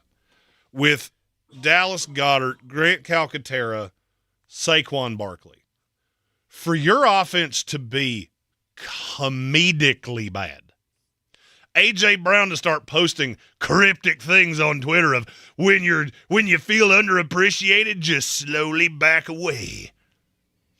This is the star receiver of the best team, arguably, in the league. Yep. With an offensive head coach. And your offense is pathetic at times. I'm going to say something, and I mean it. I'm afraid Philadelphia's in the same boat they were in a couple years ago when they hired 2 wrong coordinators. Mm-hmm. I'm afraid they're in that boat offensively. I don't think this offense is functioning the way that it should. And I'm not sure that Petula has I'm not sure he has a second like a layer. plan. Right. And now let me explain to you why it is that why does I'm saying that. Did you notice they ran 2 kind of gimmicky trick plays out of the tush push? Mm-hmm. What does that scream to you? You're desperate. How many trick plays do you think you have out of this thing? And you had to do it twice. In the same game. Well, yeah. But you're about to say, but what about what Tampa gave you? Every single team gives you the same look because you do the same thing every single time. Mm-hmm. There are only like 2 teams in the league, though, that stop that. And Tampa's one of them. Now, I don't agree with you. That line is not where it was. Going from Jason Kelce to Cam Jurgens. Mm-hmm. I noticed it a little bit last year, mm-hmm. but Jalen's just so big and so physical, and they played so few teams that have that guy in the middle. Think about the 3 teams in the division. The only one they have to worry about is Dexter Lawrence, and you can literally triple team him because he's the only guy you're worried about. I'm afraid that Philadelphia has a setup here that Nick Sirianni can win one way. And I'm not sure what the counterpunch is going to be. I know what I think it should be. If I'm Nick Sirianni, I'm taking play calling away from Kevin Petula the first opportunity I get because I don't think he's any good at this. I don't think he's any good at it. I think I've entrusted the wrong guy. And he might be a great guy. He might be a great quarterbacks coach. Jalen Hurts, literally as a thrower of the football, is bottom 5 quarterbacks in the NFL right now. That's not an opinion. It's a fact. If you don't believe me, go check it out. You can find it. It ain't hard to find. You have almost inarguably the best set of best set of wide receivers in the league. Do you know what their stat lines look like right now? And I'm not a stat guy. How in the world, 4 weeks into a season, A.J. Brown's catching 50% of his balls. He's averaging 37 yards a game. Mm-hmm. That's A.J. Brown, who is a top 5 receiver in this league. Devontae Smith's a top 10 receiver in this league. He's 2 yards better, 39.5. And his catch rate's 85%. I know those numbers don't mean anything, don't mean a ton in a vacuum. When you look at those 2 things side by side, it's almost mind-boggling how inefficient this team is. Jalen Hurts is throwing for $152 a week. Mm-hmm. You cannot win at the highest levels of football. Not playing this way. Not when Saquon Barkley's not just running people over. Oh, by the way, I forgot to mention, he's averaging 59 yards a game. Awful. This offense, there's no other way to say it. This offense sucks. Mm-hmm. And if you think you're going to go into the playoffs and beat legitimate teams this way, I got a bridge to sell you. because you should have lost to a team that I am 95% sure had given up. Coming out of the second half, they most certainly Tampa Bay came out with a little bit of fire, and then I don't remember if they turned it over or if they had to punt, and then Philadelphia got the ball back, and you could just see it. Deflated. They're crushed. Mm-hmm. Every dude hanging his head. Kept letting them hang around, and they started making plays on the defense, and then the momentum kicked up, and then Baker started making plays, and then you get to Andrew Makuba. I think watched a punt go right over his head. It was a punt that came out of Baker Mayfield's hand, but it landed in Emeka Egbuka's hands, and it was like he just went, "Oh, look at that!" Well, there it goes. Oh, look at that! Literally, I couldn't have handed it to him any better, and it went straight over his head. Oh, I misjudged that one by a few feet. Yep, just a smidge. And he just watched him run right by him. It was unbelievable. My narrative of this game changed so drastically in 30 minutes. Ronnie George started messaging me of Baker's legit, fill it up. Blah, blah, blah, blah, blah. I don't agree with a word he said to me, but I understand why he said it. Mm-hmm. As a Bucs fan, I understand why you like Baker Mayfield. I also understand why I hate him, and I'm going to tell you why that is in about 25 minutes. It didn't make me feel any better about Tampa Bay, but it gave me just that weird feeling I've had about Philadelphia for years, which is I don't know what to do with you because you're so inconsistent. If I was an Eagle fan, I'd look at that first half and go, that's everything I want to see this team be. Yep. And I'd look at that second half and go, that's everything I'm scared that this team can become. Mm-hmm. And you hope it's not a trend. For sure. And now, the good thing for here's the Philadelphia thing. is somehow you play a max schedule. So you play the Broncos, the Giants, the Vikings, and the Giants the next 4 weeks. Right. That's how you keep doing that. Philadelphia plays a bottom 10 schedule in the NFL every single year. We always talk about weird things happen in the NFL, and weird things tend to happen when these two teams get together. I did not expect to see that. I didn't expect to see that comeback. Jeremy's right. I saw the light leave every Tampa Bay Buccaneers player's eyes early in that second half. We got to make these picks quick because we got breaking news. And it's so bad. Oh, God. It's so bad. Okay, let's go. Stock up for the Dallas Cowboys. Yep. I'm going stock up for the Dallas Cowboys. Look, you put 40 points up on the Green Bay Packers. And what I feel like many of us went, oh, God, this is not going to be fun. Especially without CeeDee Lamb. You are going to get just run over. The fact that they were able to find some offense in that game and score 40 points, I feel like is a credit to them. And definitely is a momentum booster for the rest of the season. And then my last stock down. What? Why are you shaking my head? I'm thinking to myself. You just I'm thinking out loud. Just thinking to myself. I'm going stock down for Hog, Pig, Suey. The Arkansas Razorbacks. Come on, guys. Agreed. I get it. All right, things are bad, right? You lose to the Group of 5 school, and then you just get killed by Notre Dame. But I don't see how you got there with bringing back Bobby Petrino. Just keep the sticky notes away from him. You don't want him to have any ability to write the phrase, if I'm down to clown if you're around. Hand that to his secretary. Right. My final one, the reason I was making the face, I can't believe you didn't say this, because I thought about taking it way earlier. Stock down Green Bay Packers. Good Lord have mercy, what would you say that was? Well, I mean, we're talking about this is the best defense in the league. Yep. They didn't even have CeeDee Lamb, and they made you look awful. Mm-hmm. Green Bay, your place in the power rankings is one of about 8 teams that I'm already prepared to make some I'm going to get some angry messages about it. All right.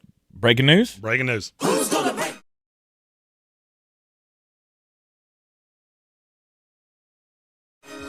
gonna break the news?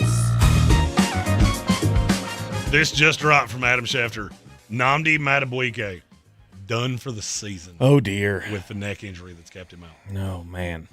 You mix that with Travis Jones, and I'm telling you, I don't know. Wiggins did not look good. Humphrey and Roquan, I don't know anything about. That defense was gutted. If that defense is what that team's putting out there, I'll go back to the fact or fiction that Soaring Eagle asked me and say, it's fact. That defense will not make the playoffs. I don't care who you play. I mean, teams will embarrass you. That's how bad you were. Also, this would be a great time as a New York Jets fan to say, Brandon Stevens could be yours for the low, low price of free. We'll put him on a plane today. Oh, would you play tonight? Don't care. Whoever's behind him can't be worse. And you can have him back. Man, you hate that guy. Oh, no. I hate the Miami Dolphins. My feelings about that dude scare me. His name has never been said without an obscenity on one side of it. All right, you are in the Sportsocracy, and this is ESPN Asheville. Overreaction Monday continues after this. ESPN Asheville, your mountain weather forecast. Rolling into our Monday afternoon with just a passing shower, otherwise partial sunshine around, actually pretty dry and pretty pleasant. 77. Tonight, a few showers, maybe a thunderstorm. 60. Tomorrow, still a passing shower, maybe a thunderstorm. Probably some fog early, 75. Wednesday, some fog in the morning, then developing sunshine, 78. Cooler and sunny for late week with highs in the low 70s. From the Weather Channel, I'm meteorologist Ray Stajic. This report is sponsored by the Harlem Globetrotters. This isn't just a game. It's a once-in-a-generation event. The Harlem Globetrotters 100-year tour. Come be a part of a legacy that never stops. Be there when history is made. The Harlem Globetrotters 100-year tour. Get your tickets today at harlemglobetrotters.com. Greatness is here. All 830 of our famous footwear stores now carry Jordan Brand. So it's easy to score Jordan Brand footwear and accessories, from hats to backpacks to socks, for the full family at a store near you. Famous Footwear's in-store fit experts will help you find the perfect style and the perfect fit. Because every day is a chance to make it famous. Come in and shop Jordan Brand footwear and accessories at your local Famous Footwear store today. With Progressive, it's easy to reach customer service with our app, website, chat, or by phone. Because when getting help is hard, it's not help at all. Little help. A little help over here. Thank you for calling Bench Press Assistance. What? Due to excessive gym volume, all available spotters are currently lifting heavy weights off the chests of other bench pressers. Seriously? Please continue to hold, and we will remove the barbell from your chest in the order in which your cry for help was received. Getting assistance should be easy. With Progressive, it is. Progressive Casualty Insurance Company and Affiliates.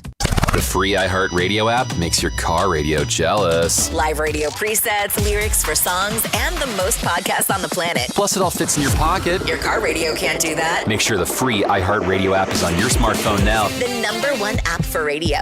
Bears Smokehouse Barbecue, thrower of parties, is inviting you to Hope on the Slope. It's a free dance party happening on World Mental Health Day, Thursday, October the 10th at Bears in downtown Asheville.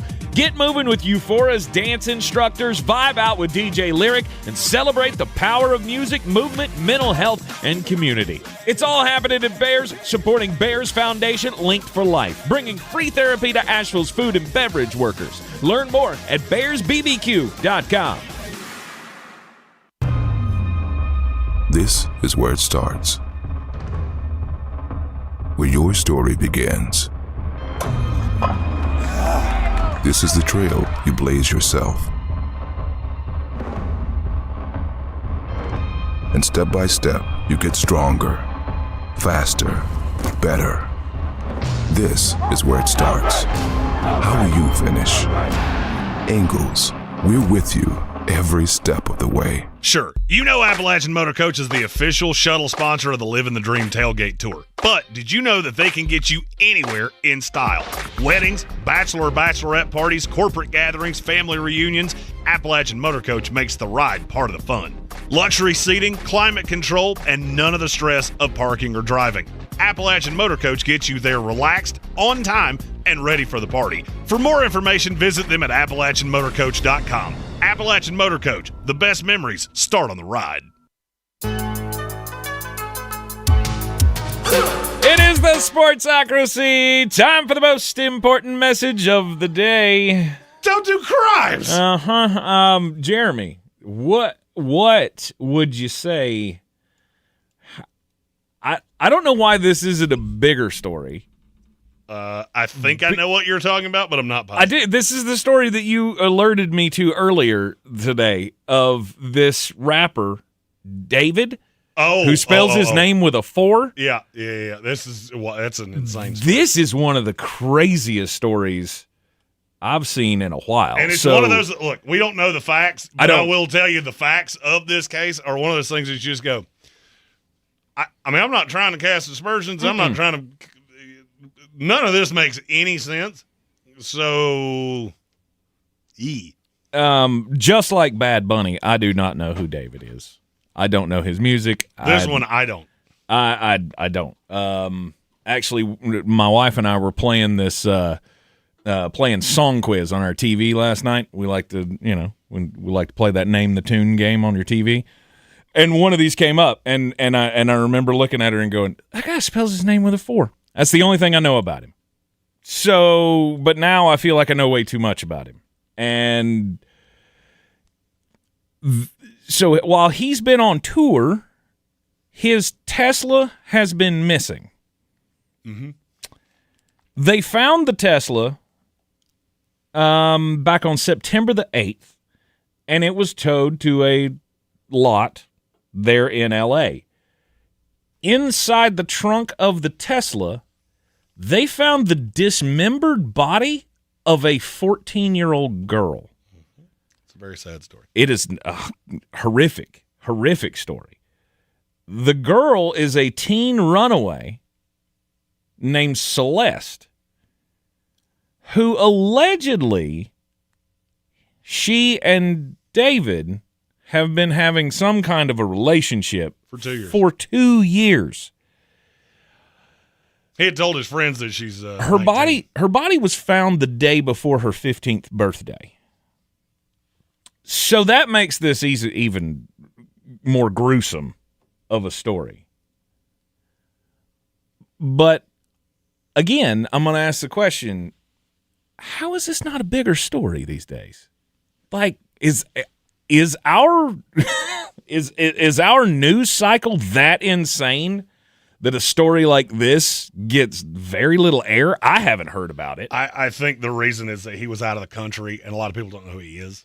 I guess. guess. A lot of people don't consume their news that way. I guess so. TMZ has been all over it. That's the only reason I know about it, is because I checked TMZ for news stories. I figured you knew it because you're a news guy. No, I had not heard this story at all. But there's a lot of questions. There's a lot to of come things, forward, and I'll guarantee you there are at least 3 Netflix documentaries. Oh, no doubt on the way. This is one of those that if it goes one way, this will be an unbelievable story.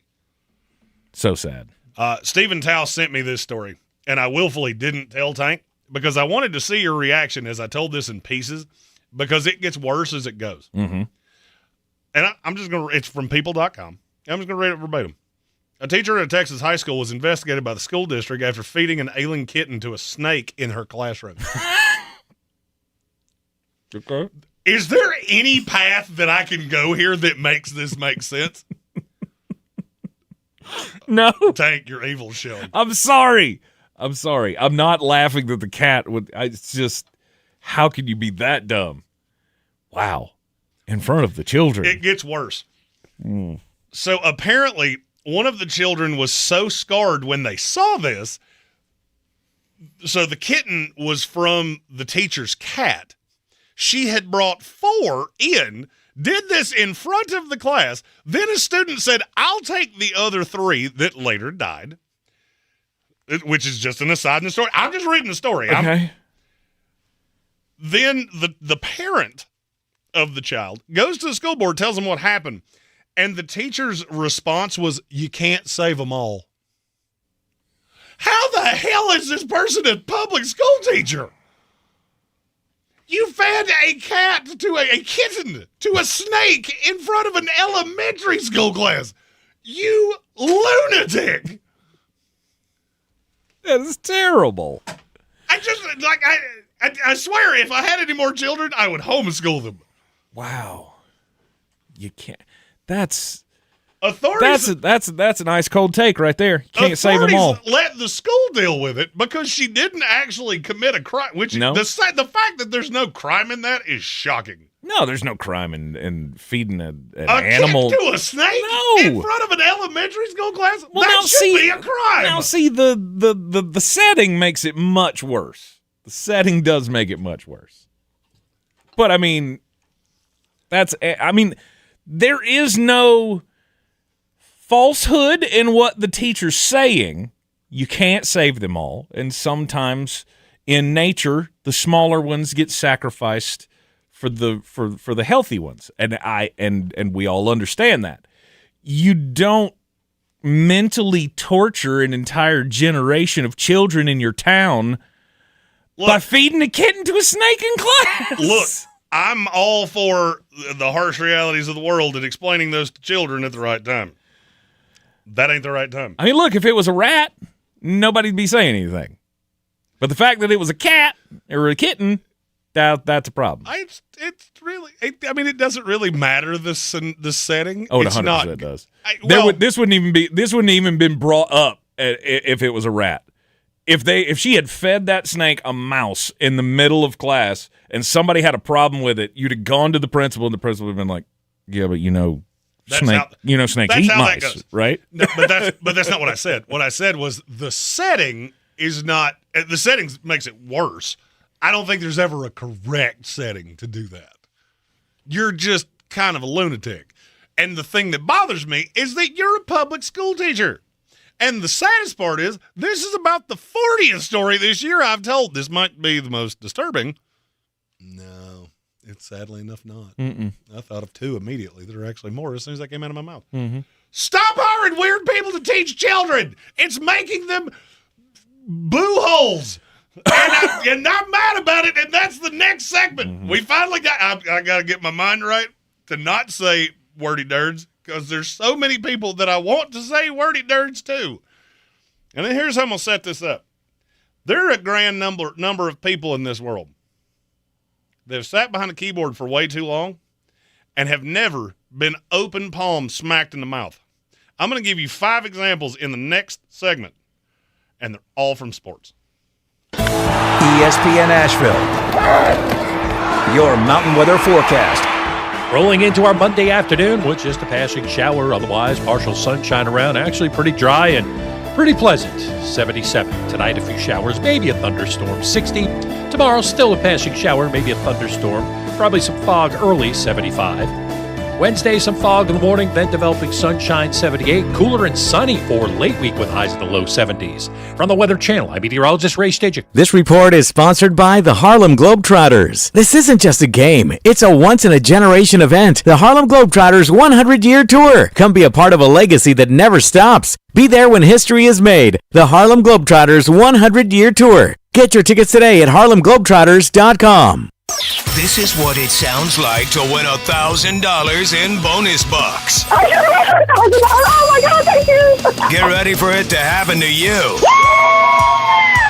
Are you freaking kidding me right now? Every weekday. Awesome. Looking for a career with stability and purpose? NC Department of Adult Correction is hiring correctional officers statewide with benefits, paid vacation, and opportunities to grow within the field. Learn more. Visit dac.nc.gov/cojobs. It's the gaming event of the year, featuring T-Pain's Nappy Boy Grizzlies versus Neo's Gentleman's Gaming. It's a 4v4 matchup featuring Call of Duty, Tetris, Trackmania, Tony Hawk Pro Skater 3+4, and Tekken 8. Season 0 of the Global Gaming League is live streaming on YouTube and Twitch. Head over to globalgamingleague.com.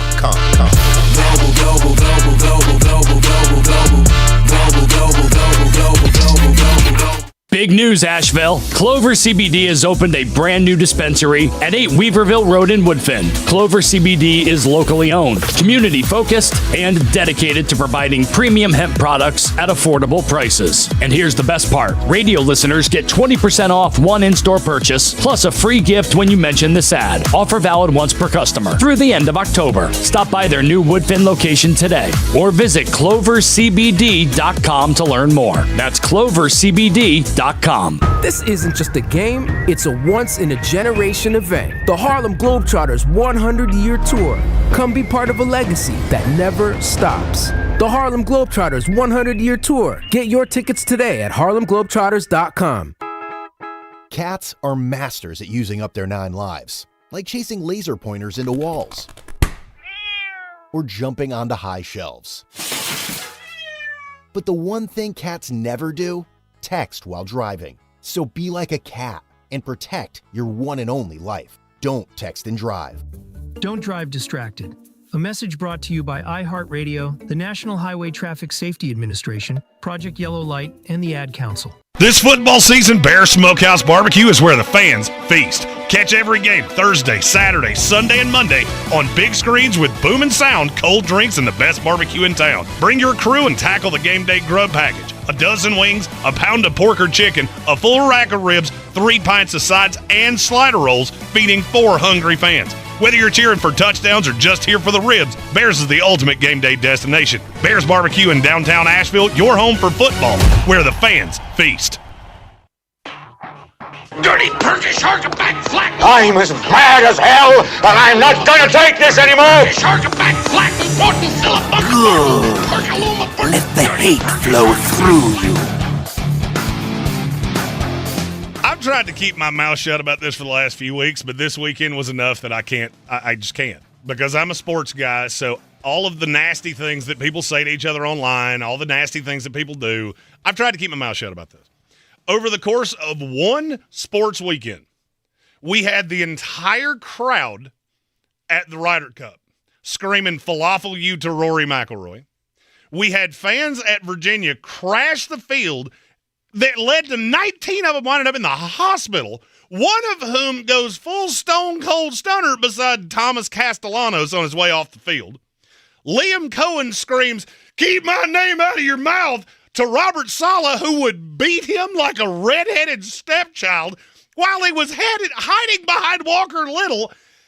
And you had Baker Mayfield getting up in the face of Quinyon Mitchell while hiding behind Tristan Wirfs, who's 3 times both of their sizes. I have figured out what it is I hate about Baker Mayfield. He's the kind of person that I don't like, which is you talk smack when nobody can retribute. It's bad when you're just a jerk for no reason. It makes you a pompous jerk when you do it knowing damn well that they can't do anything in return. Liam Cohen running his mouth at Robert Saleh. What's Robert Saleh going to do? Punch him in the mouth and break his jaw? Cool. What happened to Jeff Ulbrich last year? Weird. I watched that firsthand. Mistake he made, and it kind of derailed things. Thomas Castellanos, what can he do to a fan who gets in his face, double birds, probably drunk off Michelob Ultra and Poli Sci? What's he supposed to say? I can't do anything to you. And I'm saying this as a large guy with a reasonably in control temper. There are a lot of people in this world that are messing around with the FAFO line, which is you think that because I have so much to lose that you could come up to me and say anything you damn well please. I'm just going to make this as a spokesman for the Big Men Association of the United States of America. One of you is going to find out the hard way. I don't know who it is. I hope it's not a fan, because we've had a fan hit a player and we've had college fans just completely out of bounds with Florida State players. And I'm not saying that because I'm a Florida State fan. Florida State deserved to lose. Virginia deserved to storm the field. Just do it and act like you've been there before. I know you haven't, but act like you have. We live in a society with millions of other people. It is completely free to say excrement. That's a line from our buddy David Smith. It's also an old Mike Tyson line. Everybody's got a plan until they get smacked in the mouth. And a lot of you seem to think nobody will. Somebody will. I promise you. And if we don't get fans and we don't get players and we don't get coaches in line with this idea, I understand it's a tumultuous time in this world. You don't have to be a jackass to every person you come in contact with. So Liam Cohen, Baker Mayfield, Virginia, Wahoo Wah fans, and everybody at the Ryder Cup that I honestly was kind of ashamed to say we were on the same side. Do better. Enjoy your team, enjoy your sports, but don't be a jackal at all times. I'm mad.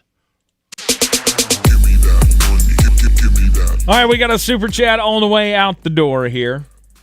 Jonathan Welch says, put Bad Bunny back in the box. I mean, there's no better way to end this show. Hit the button, Tank. It is a cause that we can all believe in. 2 years from now, the Super Bowl in Atlanta, it should be. We have Creedmas this year. We need a Creed halftime show. I will lead the charge. Stop being jackal.